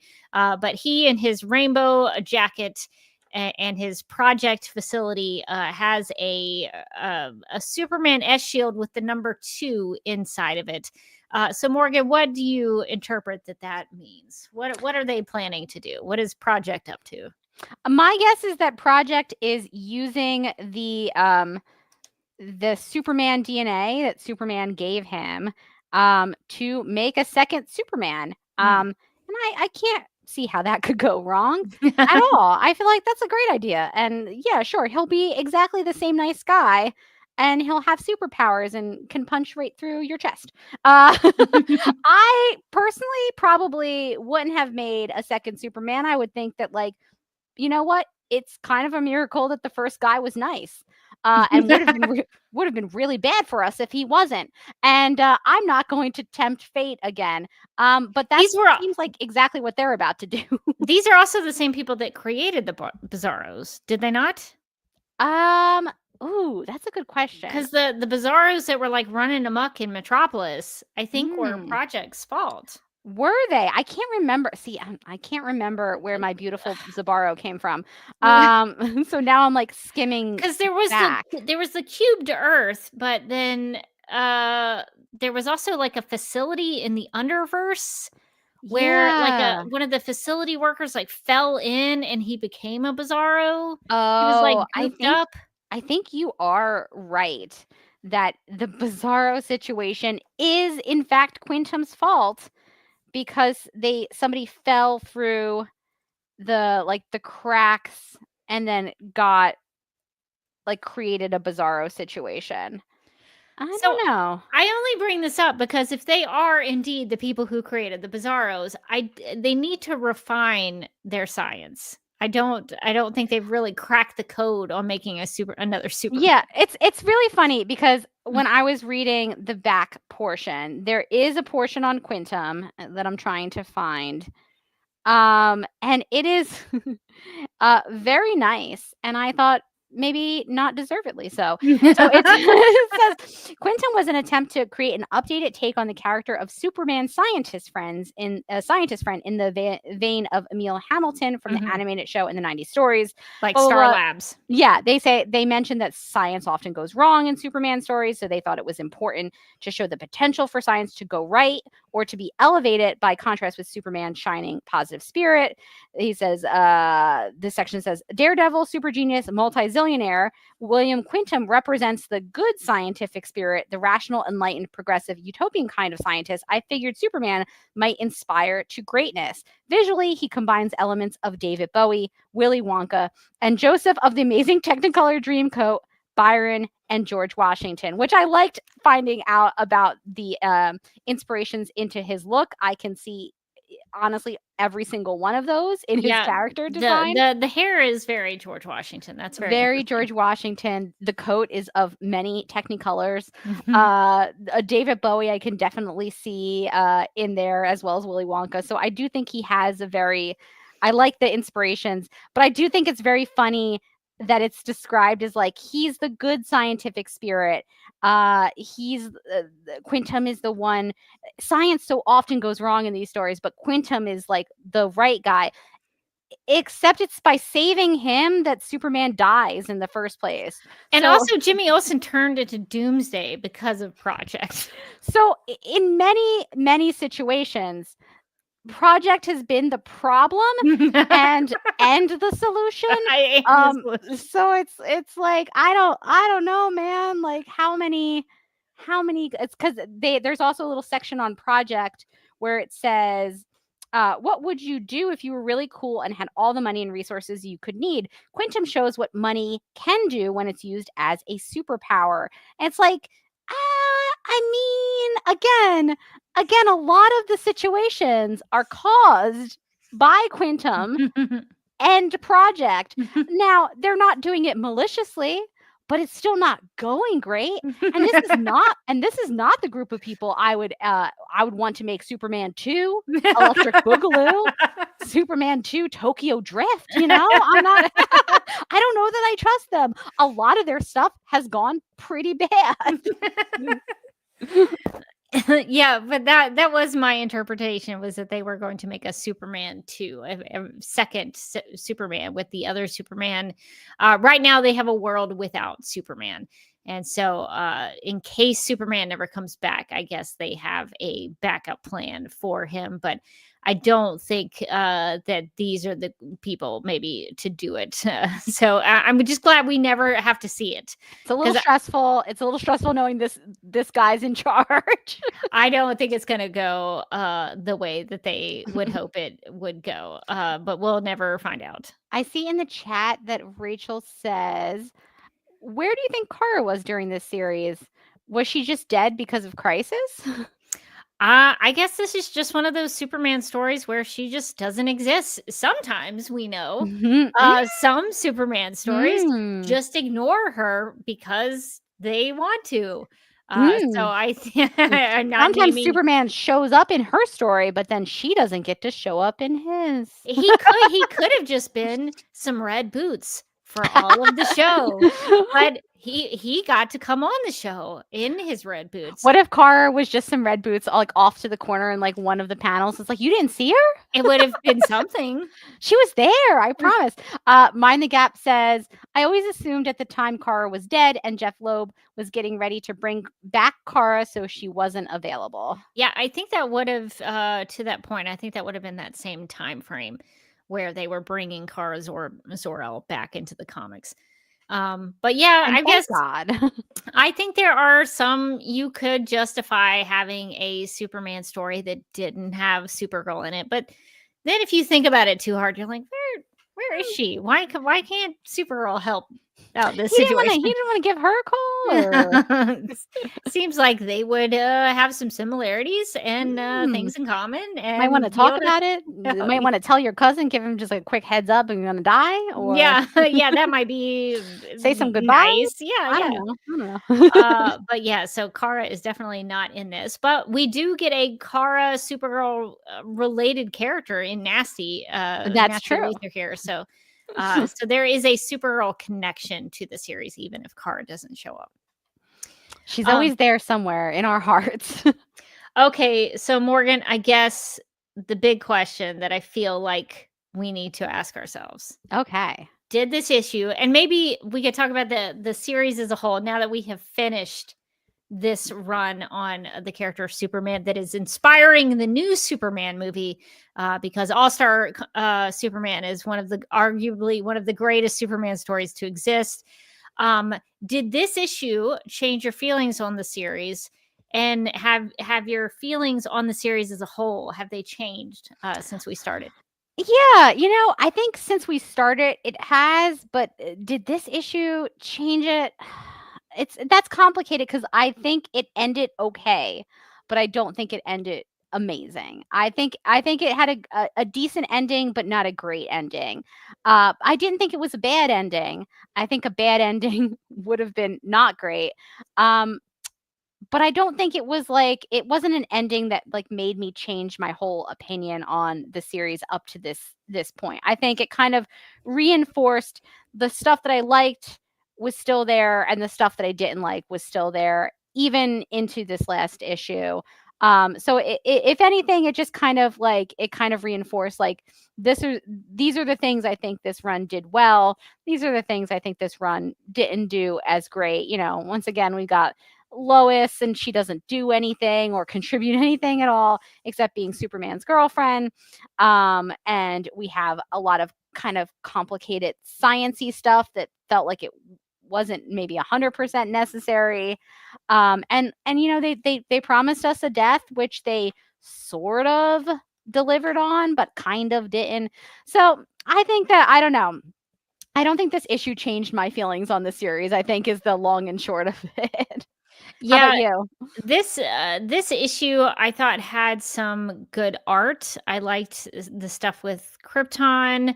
There's like a really good panel where Superman comes out of some smoke, and it's like him with his S curl with a bloody face, and he's about to punch Lex Luthor. I thought, and even the full page of Superman kind of all aglow in this like sun covered heart, literal heart in the shape of the sun.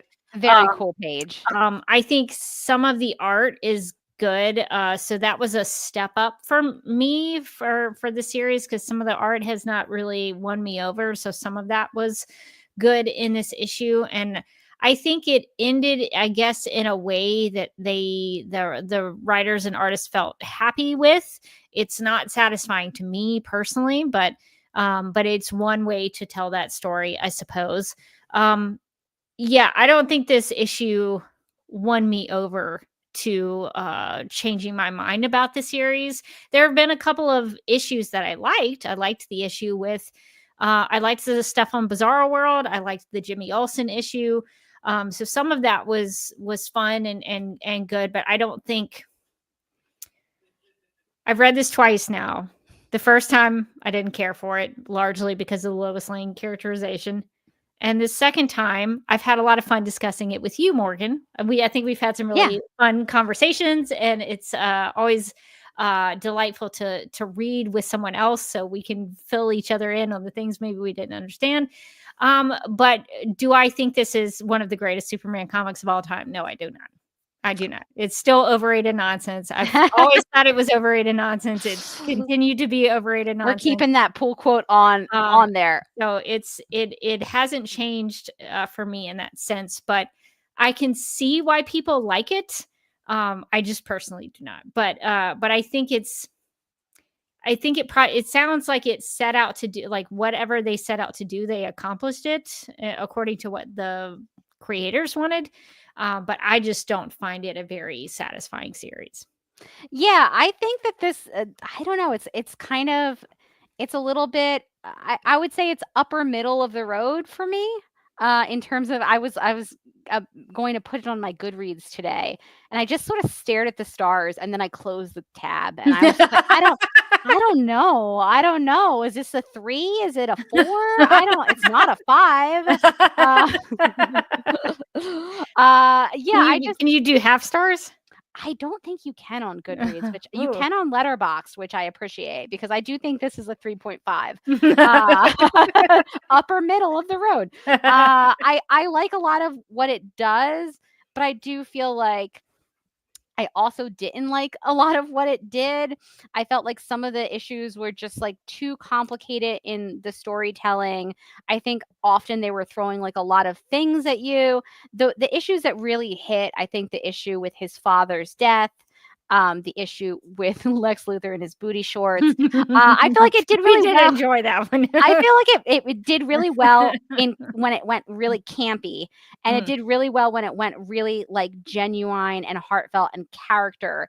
But I feel like it didn't do either of those things as much as I would want. Like, I feel like if it had been all camp, I would have unambiguously loved it. And if it had been all like really deep character stuff every issue, I would have really liked it. But it was sort of a combination of the two, and then some of the issues hit neither of those vectors for me, where it's like, I don't know what we're doing. I could see that they were going for kind of the camp in some of the earlier issues with like Lois Lane, but the characterization of Lois was so bad that it just made me angry.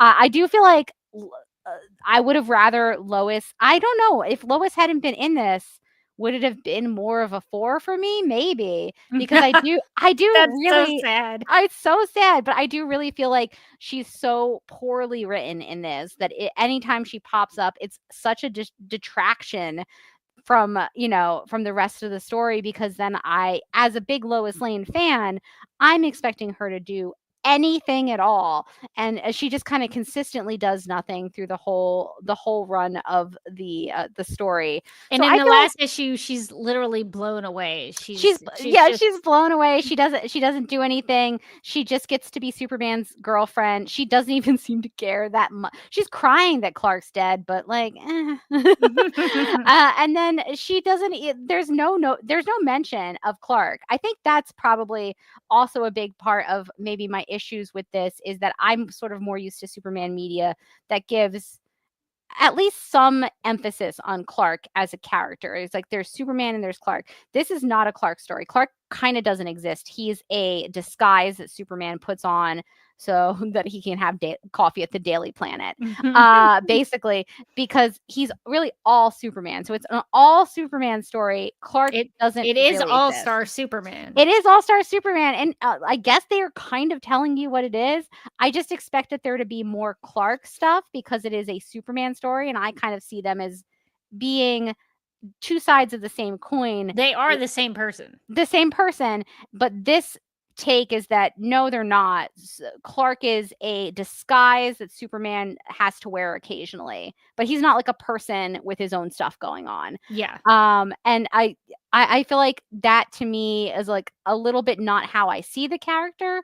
So that's different. I mean, some people probably do see the character that way, and this probably aligns really well with like how they see the character. But I felt like I was missing Clark's life. Like, you know, it just didn't, because he's just a disguise in this. It just doesn't feel like he has a life. It's just right. It's just a sort of something that Superman has to do occasionally. Yeah, I feel that way as well. Like I feel like Clark Kent for me is a major component of the Superman character, and I think to have a fully rounded Superman story, you have to have a lot of Clark Kent, or at least meaningful Clark Kent storytelling in there. And there was a little bit of that with Jonathan Kent and Jonathan Kent's death, but it was also in the same issue as the Chronovore. Yeah. And so it was I couldn't take it seriously. So I would agree that I feel like this probably doesn't jive with how I view Superman either.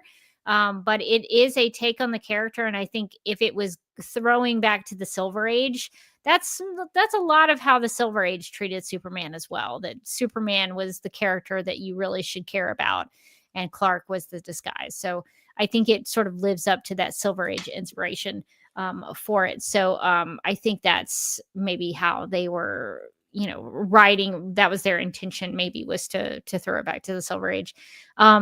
Yeah, I will kind of get more into this with our listener email that we have. But I think I'm glad that I've reread this, because it's been such a long time ago that I would not have been prepared going into the James Gunn Superman movie. I didn't feel adequately prepared to recognize the All-Star Superman inspirations for the movie. Now I feel much more confident to say, oh, this is very All-Star Superman. Now when that baby Sun Eater pops up, we're going to be like, hey, what's up? Don't kill him off in this one. Don't you dare, James Gunn. So I think we're much more prepared to go into the movie and kind of understand the inspiration for it. So I do think it was worth rereading, because it just for me had been such a long time. So now I feel much more confident in my dislike of this story that I can give people reasons why I dislike it so much. And just really quickly, Stanley in the chat says they should make an all-star Supergirl. That is something that Sterling Gates has been wanting to do for a very, very long time. So he's been advocating to get the chance for himself to write all-star Supergirl, which I think would be great. A single tier of what we could have, what could have been.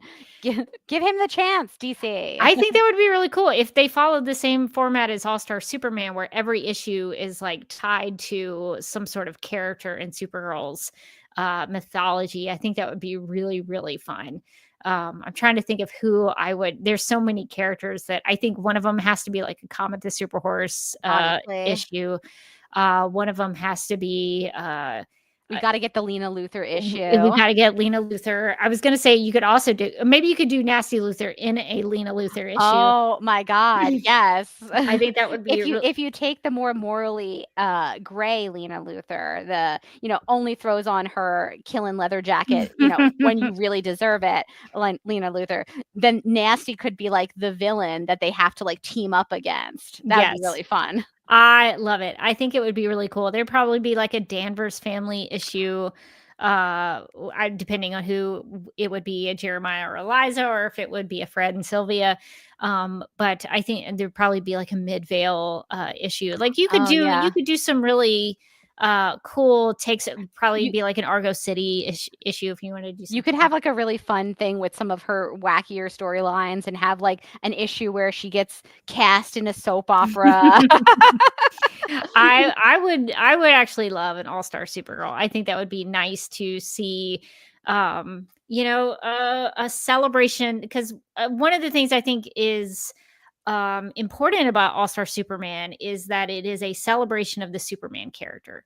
And it's trying to pay homage and celebrate the different things that are connected to the Superman character. So I would love that for Supergirl if we got an all-star Supergirl. So and Rachel says, give me a Brainiac 5 issue. I think Brainy would definitely have to be in an all-star Supergirl book. And the Legion probably would have to make this as well. I think the aspects of All-Star Superman I liked was that kind of idea that we're seeing a bunch of different sides of the Superman character and things that are connected to him. So the Bizarro issue, the Jimmy Olsen, the Lois Lane issue, the Pa Kent issue, and even some of the things like the Bottle City of Kandor and things from the Superman's past, like that Lex Luthor got an issue.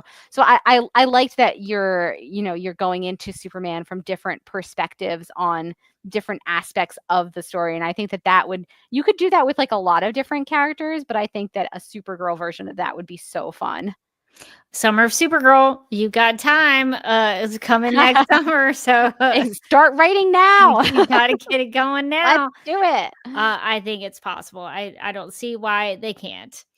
Well, I think that's gonna wrap up our thoughts on All-Star Superman. So before we get out of here, though, Morgan, we have a listener email. So would you read that for us? Sure. We have an email from Mark who writes, I haven't read All-Star Superman, but I have been listening to your discussions. No, boy.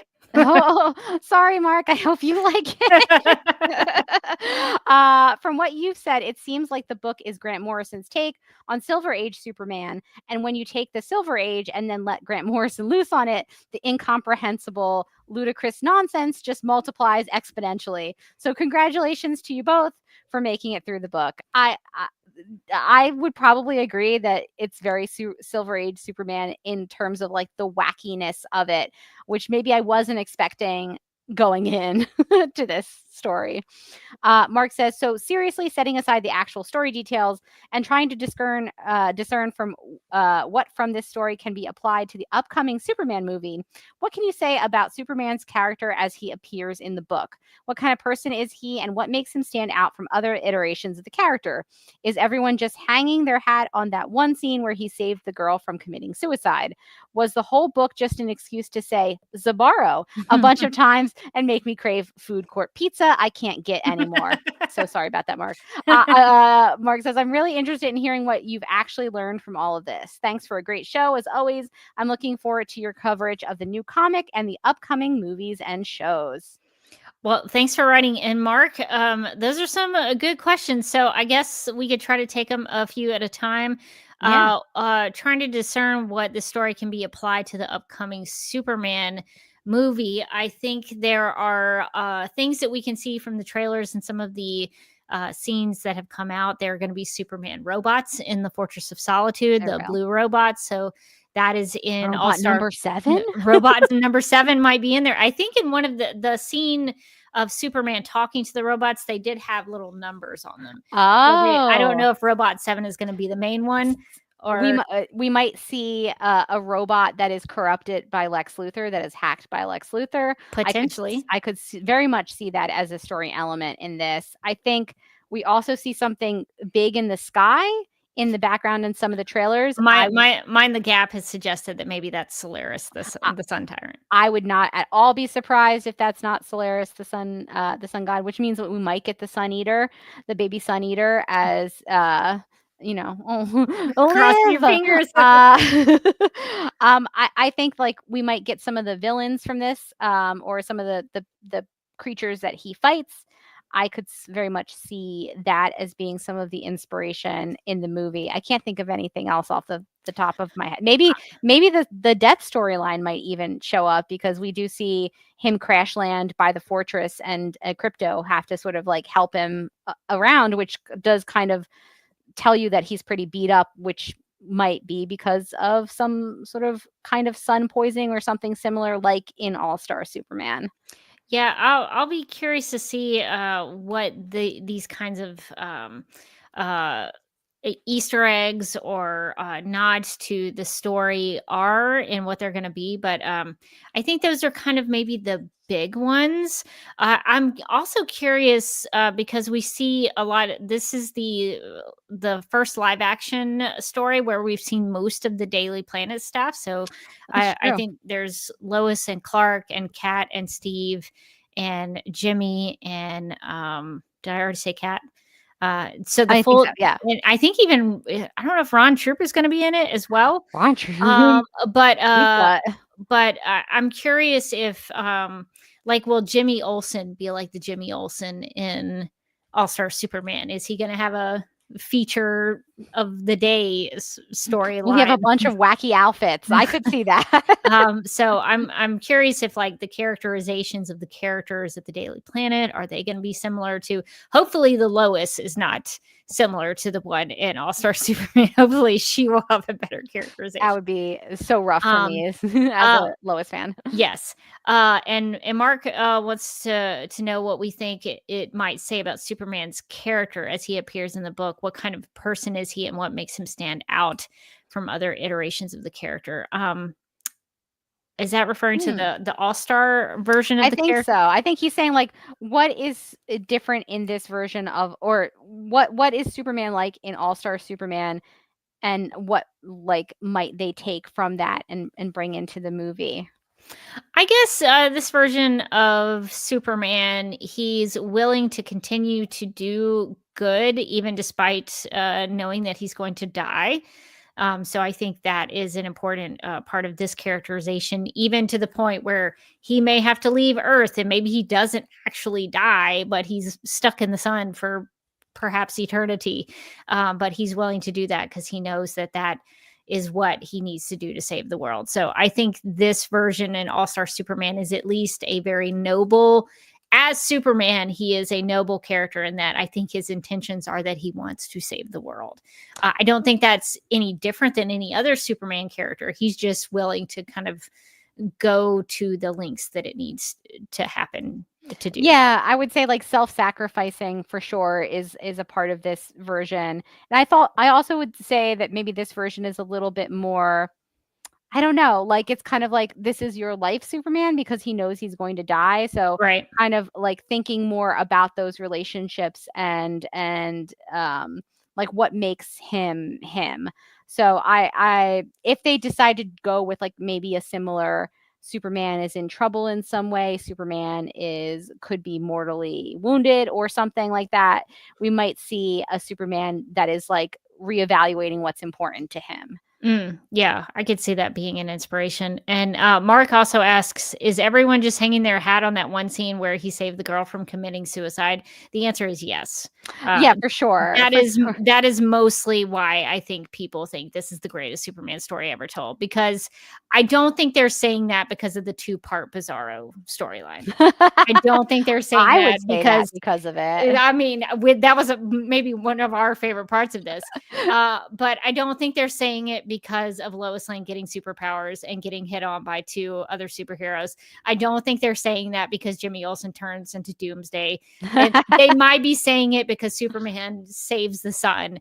Maybe the ending is like the greatest thing. But I think it's because of that 5 panels that happened in that one issue, where in the same issue, Superman plays God and creates another Earth. Nobody talks about that. They'll share the panels of, you're stronger than you think you are. They'll really share a mixed bag in that issue. They'll share that, but they don't post the context of that same issue and what Superman is doing in there. So now when you see those panels floating around the internet, you can be like, that's the same issue where Superman plays. He's literally God of our Earth. He's literally God. Yeah, seriously, Superman. I think that's very funny. I wouldn't be surprised if we don't see that scene maybe in the upcoming Superman movie, because it is based off of this. And I did see somewhere, I can't remember if it was somebody in the chat or if it was just something I read online, where somebody said nobody's really done that scene in live action. Superman and Lois did it, but they did it with Lois. They didn't have Superman. That's right. Yeah. So I do think it's like a good opportunity to put that scene into a Superman, live action media. And, obviously if it's based off of this, and that's the really, the iconic, page from this or sequence from this, I would be surprised if it doesn't end up in the movie. And I think it is, for good reason, it's iconic. It's very affecting. I think it does exactly what it's supposed to. And it does actually work as something you could just see, passed around on the internet and get that sort of full story from just that one page of like, this is who Superman is, and this is how he cares about other people, and it's divorced from the context of the crazy stuff he's doing in the rest of that issue. Where he created an Earth just to find out what would happen if he wasn't there. Yeah, he's like, if I wasn't around, like, would people miss me? And it turns out, like, yes, they'd miss you so much. They'd create a comic book about you. And he's like, okay, I feel better now. And then he like walks away. It's like, you're not going to do anything about like nuclear proliferation as Superman, or he just leaves Earth Q to fend for itself. Like, you figured it out. Bye. It's like, actually, it just kind of makes sense where he like left us off, where he's like, I think you guys are good. It's like, we weren't good. We weren't good. Come back. Yeah. I had to really think about this before we got talking about this issue and the finale of the story, is that even if that sequence of events, even if those I think it was like 5 panels, even if that is so good and such a very Superman thing, does that make this entire story good? Does it make the all 5 panels out of 12 issues doesn't make this the greatest Superman story ever written? Yeah, I think it's a fun Superman story. I wouldn't discourage people from reading it. I would probably preface it by being like, I know you've heard a lot about it. It's a lot wackier than you're gonna know going in, because I feel like a lot of people hear oh my god, All-Star Superman is so great, and if they're not comic people, the first time they get to somebody becoming Minnie and going into a bottle city, we're gonna lose them. I feel like you gotta preface it with yeah, it's really wacky though, just as long as you're chill with that. Yeah, I think some people don't realize that, because some people have the Christopher Reeve Superman is so ingrained in so many people's idea of what Superman is. I was talking to some coworkers of mine, and we were talking about the Henry Cavill Superman, and my coworker said, well, that wasn't Superman to me. And I was like, well, what do you mean by that? Because Henry Cavill Superman is based on the Bronze Era modern age take on Superman, the John Byrne, the 80s and the 90s Superman. That's that version that it was doing. The Christopher Reeve that she loved is based on the Silver Age comics. So the 70s were pulling from the 50s and the 60s for that Superman. So sometimes I have to continue to prod people, when you say that's not Superman, what Superman are you talking about? And so sometimes I don't think people, when they think about comic books, they think about it in terms of the eras. The Golden Age Superman is very different from the Silver Age Superman, and the Silver Age Superman is very different from the Modern Age Superman. And so I think if you open this up thinking that you are going to get Tyler Hoechlin, you're like, yes. Oh no, this is Silver Age nonsense. This is very different than what I'm used to. Yeah, and I do think, like, if you like Silver Age nonsense, which I do in some capacity, right? It's fun. But if you're not going in expecting that, it can be kind of jarring. You can be like, "Wait, whoa, it's a dinosaur from the center of the earth?" Uh, It's a chronivore with the chicken legs and many mouths. why are there so many mouths? Yeah, so I do feel like, you have to kind of go in with your expectations set a certain way of like how this is going to go. So I would like tentatively recommend this to people, but I would absolutely tell them that it's much wackier than they might think based on how hyped it is. It's like, yeah, I know people are saying it's like the best Superman story ever. Did you like it when like Superman like renamed a guy just because he met him on Monday? It's gonna be that vibe. Yeah, you're much more generous than I am. I would not recommend it. I think our conversations are worth listening to. I don't know that I would recommend that you spend money on this. But I say that, and then now I see your deluxe edition. The deluxe issue is that's pretty good. Okay. So I'm gonna maybe give I would spend my money. one last plug for the deluxe issue, which is something I found really interesting, which is that there is a script, like a full script for this small sequence of like when they go to Candor and they're in the Bottle City. And you can see how much detail Grant Morrison gives to just this panel. That's this panel. This Wow. whole page, and it's about how Candor is set up and the different spires and like what things look like. And you can kind of see him also giving direction to the artist. So he'll say like, I know, he says something at one point like, he says, I know you love these ghastly Kryptonian colors, so I'll let you choose what seems least offensive as a contrasting color for the insignia, cape, etc.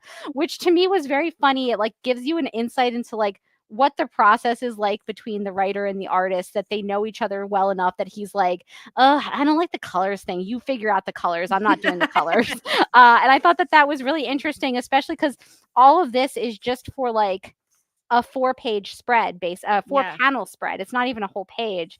And so I thought it was interesting to see how much like thought and effort goes into even the smallest things. And like reading the back part of this deluxe edition really did give me that insight of like, we learned about the Subtyrannosauri and their Stalin-esque society. Like none of that made it to the page really. But it was this whole backstory that he had come up with in his head.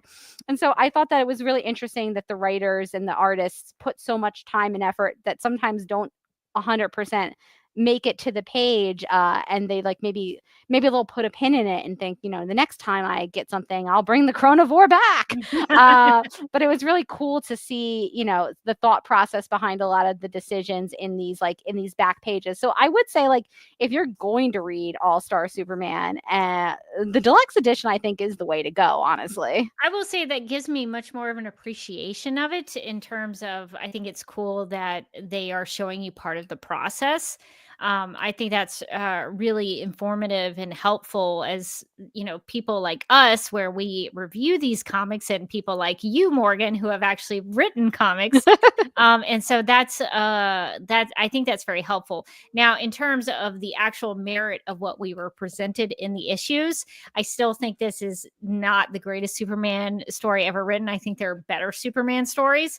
But I think having that additional information, the deluxe edition, I think is worth having, just because it does provide a thought process into how this comic book was created. So I do appreciate that. And I do feel like to a certain extent, I want to almost step back in how I've judged this, because I feel like I've judged it as hearing from a lot of people that it is the greatest Superman story, that is their favorite Superman story, and then kind of judging it against that, which I don't think is fair to All-Star Superman. Sure. If you had just handed me this and you said, this is fun, I think I would have had a different, maybe I would have come out with a different opinion. If you had, instead of like overrated nonsense, if you're like, this is fun, it's kind of, fun nonsense, I would have been like, yeah, It is. I like it.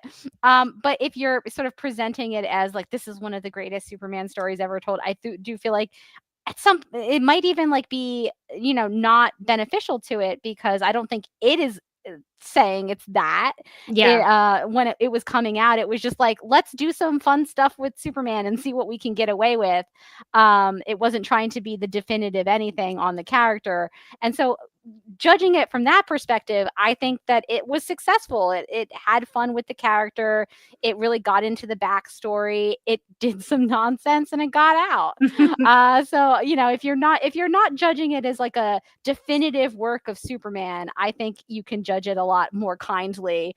But if you are looking at it as like people constantly saying it's like one of the best, then you might be like, really, this? I think that's fair to say that the story accomplishes what it sets out to do. That it tells you right from the beginning where you're headed and what you're going into, and it sets up characters who you follow all the way through. So in that, I think it's successful as a story. It's just not my personal preference, which everybody is going to agree or disagree on that. But I think that's kind of where I land on it. But Morgan, I've been saving some snap judgments for the end. So I know we're running long, but maybe we can do some really snap judgments on this one. We haven't done snap judgments on Supergirl Radio in a long time, but I thought that maybe this would be a good one to end on. So I made some snap judgments, and then Mark, who just sent us an email, also provided a snap judgment. So I think we need to get to snapping on this one. We got to snap. In the game of snap judgments, each person is presented with 2 options, but must only choose one.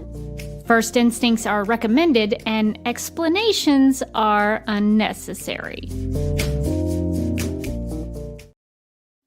Okay, so the first snap judgment: you need a new job. Do you apply to work at the Daily Planet or with Leo Quintum at Project? Both could be dangerous depending on the day. Both could be deadly. At the Daily Planet, one of those ladies got for sure yeeted out a window. Steve Lombard yeeted her out the window. Fully defenestrated. Bye-bye. And superpowered Lex Luthor showed up one day. I don't trust Project. I think there's a lot of shady things going on there. Although I do think it would be fun to wear one of those rainbow jackets. The rainbow jackets are pretty good. It seems like maybe if you're working there, or you might have to be in charge. I don't know. It could be like a perk. It could be a perk. You get a rainbow jacket, and you would be able to travel the universe. They took space trips and things. I think I'd probably work at the Daily Planet. I feel like that's a safer option. It's not the safest, but I feel like it's a safer option. Yeah, my thought process was also to my survival rates, and I gotta go Daily Planet. Yes, sure, you could become a Bizarro and then get wrapped up in the sludgeoning. It happens. It happens. But I feel like it's much safer than whatever they're doing at Project, which seems to be picking off people on the daily. So I'm going Daily Planet as well. Fair. Okay, would you rather go see Frankenstein on Ice, or write your own 4-day feature for the Daily Planet where you become something for 24 hours? I think seeing Frankenstein on Ice seems like a good night out on the town. I don't want to have to be writing all the time. I think I would just like to go see a show. I think it'd be fun to become something else for a day. But also, yeah, that's work. And Frankenstein on Ice is an experience for the whole family. And therefore, I think I would also go with Frankenstein on Ice. Seems like a unique opportunity. Such a good opportunity. Okay. Would you rather eat dinner inside the Titanic at the Fortress of Solitude, or eat unopened Thanksgiving baskets while reading the complete works of Shakespeare? I wanted to say complete works of Shakespeare because I would love to actually read it. But, even though it is depressing and sad, I think I would be interested in getting into the Titanic. I probably would eat dinner and then walk around a little bit. Yeah. On one hand, the Titanic's definitely haunted. Definitely haunted. And that's something you're going to have to deal with. But on the other hand, as somebody who grew up when Titanic was big and was part of Leo Mania, who maybe saw it in the theaters a couple of times. yeah, I can't turn down the Titanic. Like, I want to go down the staircase. I want to say they called her the ship of dreams, and she was. I want to stand on the bow, and I want to say, like, I'm flying. I'm king of the world. I want to do all of those things. Are you doing it in period clothing? Of course, in period clothing. Of course, I'm showing up to a regular dinner in period clothing. I'm gonna make everyone uncomfortable. Suddenly, it's everyone's problem. I'm everyone's problem. Yeah, no, I'm definitely doing the Titanic. I'll deal with the ghosts. It's fine. Morgan showing up in that hat that Kate Winslet has, and, The big and hat. does like the reveal where the hat comes. Exactly. Iconic. Again, iconic. I feel like I haven't seen that movie in years, and yet I still know like every little thing about that movie. So, And it's 4 hours long, so that's a Yeah. lot to remember. dating myself, it used to be on 2 VHS tapes. Yes, that's how long it was. And I have for sure seen the first half of the movie way more than the second half of the movie, which is because you would watch the first VHS tape and then you get tired and you go to bed. I actually enjoyed this. This sounds really terrible. The dead part. I enjoy the second part of the Titanic movie way No, more. To be 'Cause fair, it's the much second more part is exciting. way more action packed. Yeah, which is why it's so funny that I've seen the first part way more. But like you put it in a sleepover and you're like, we're gonna watch Titanic tonight, guys. And then like you get to the end of the tape and you turn around and you realize you're the only night owl and everyone else is asleep and you're like, okay. Do And I then you put the second tape you in? never get to the second tape. Everybody else is asleep. You're just like, oh, all right, I guess I'll go to bed. That sounds like you have experienced that. Just personal trauma. It's fine. Okay. You can only say, this is a tough one. You can only save one: Zabaro's poetry or the baby sun eater. That is really tough. That's tough. Because you might need the baby sun eater. You might need What the if you needed to eat a sun? but Zabaro really needs this. If I'm saving it for my personal collection, the Sun Eater, while beneficial and kind of fun to think about, it was kind of scary looking, and you had to take care of it. Yeah, it seems like a big commitment. Maintenance wise, you would have to like eat it weird stuff. and Yeah, for sure. You would have to make the suns out of there was like an anvil. I don't know if he was It using the seems cosmic really anvil to involved, make the mini suns. Yeah. So it seems like a lot of work to take care of the Sun Eater. So I maybe would save Zabaro's poetry. That's smart. Like that's honestly the right choice. I'm going with the baby sun eater because I love him so much. I'm probably in my imagination, I'm very rich. And so I'm going to get him like the best baby sun eater carers that you can possibly do. Like I'm going to get somebody who's like a welder to make him the little suns. Yeah. I'm going to get like a zookeeper to make sure he's like having a good time in there. Enrichment activities. Activities. Throw him some toys. I don't know. I don't know. Stars. I don't know. We're going to figure it out because I love him and we're saving him. That's a plan. You form a team. We gotta form a team. Okay, the last snap judgment is from Mark.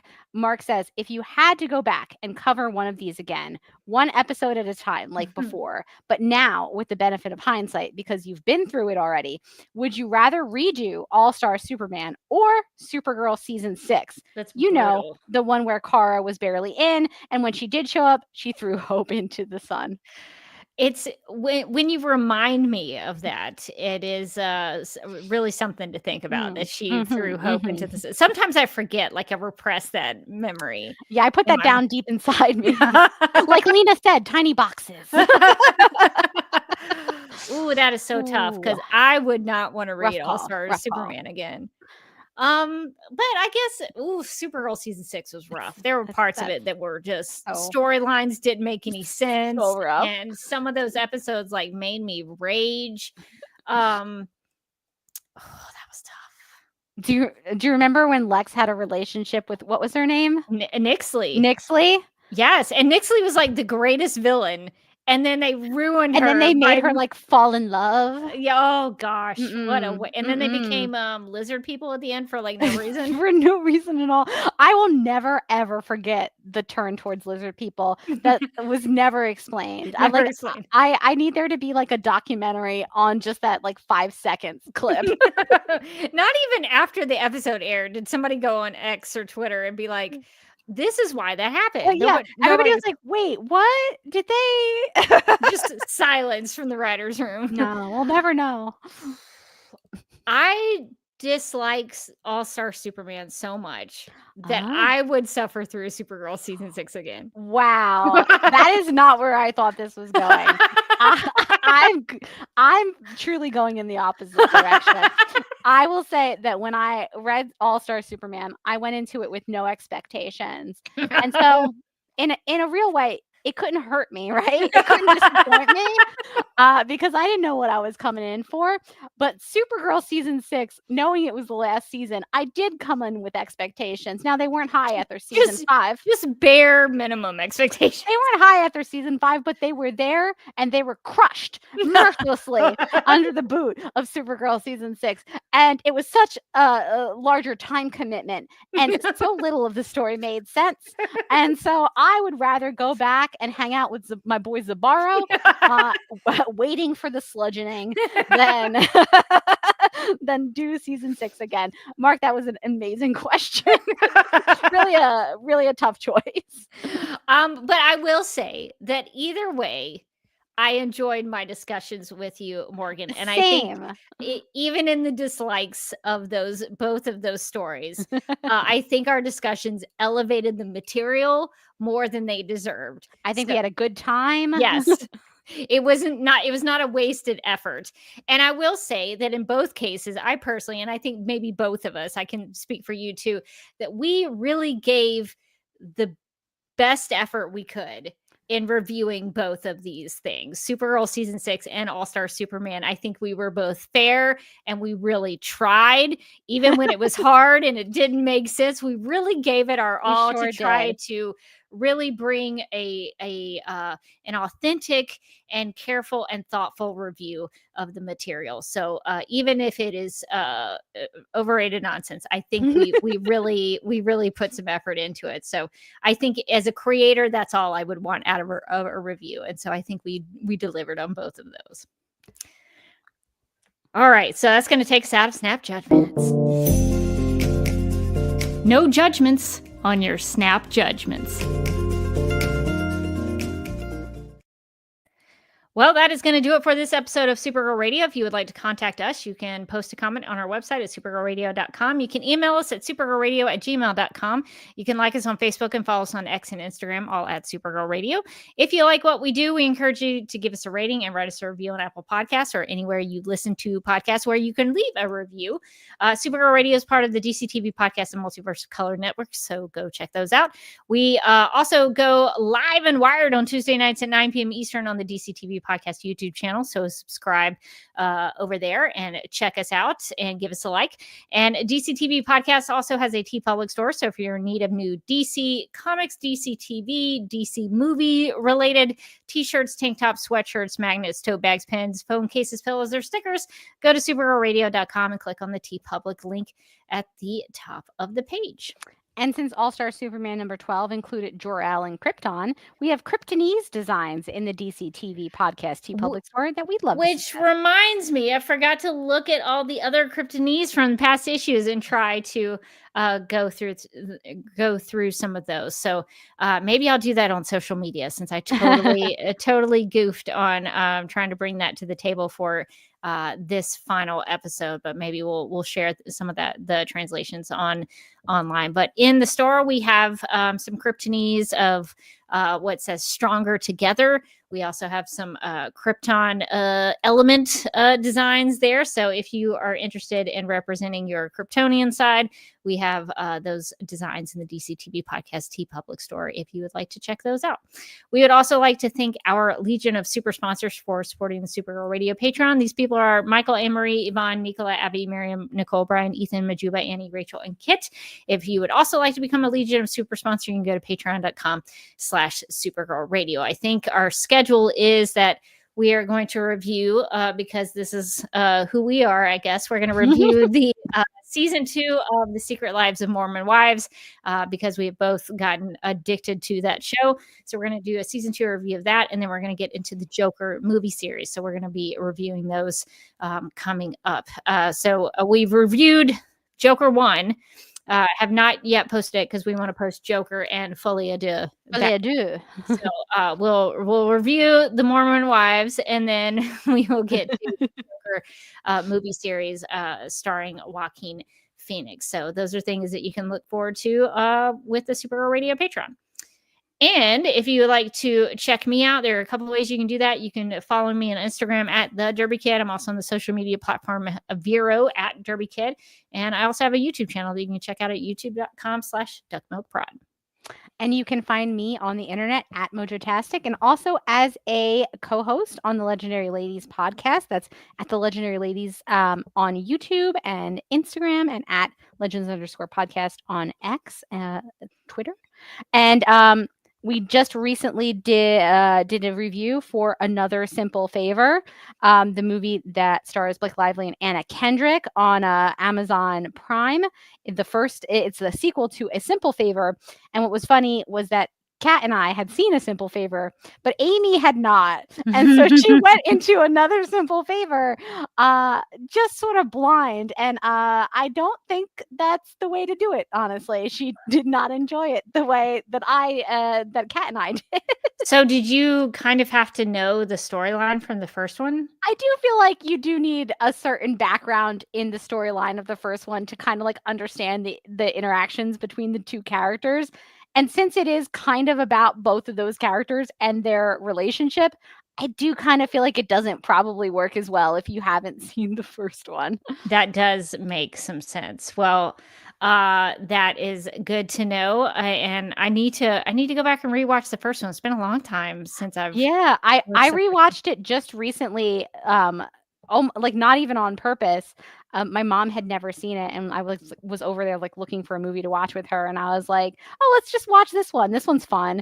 And then had forgotten like all the twists and turns. She's like, "What happens now?" I was like, "I don't remember." 'Cause I haven't seen it since like it came out. I think we saw it in theaters and then like never again. So yeah, it is worth a revisit if you're gonna watch the sequel, because they do like mention stuff that happens in the first movie that I felt pretty good about because I had like just watched it and I was like, yeah, I remember that. Yeah, I can see how that could be confusing if you had not watched the first one. Good tip. Well, that is going to do it for this episode of Supergirl Radio. But until next time, I'm still Rebecca Johnson. And I'm still Morgan Glennon. And we hope you enjoyed reading through All-Star Superman with us.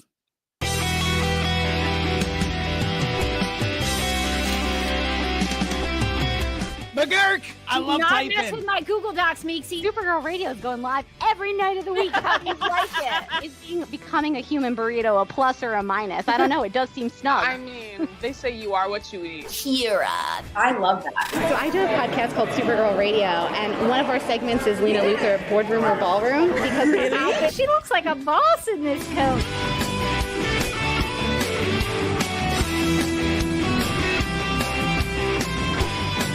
Nasty Luthor like a different Luthor? It's not just Lena being mean? No. Helen Slater here. So fun to know that you're hosting a podcast called Supergirl Radio. Yeah!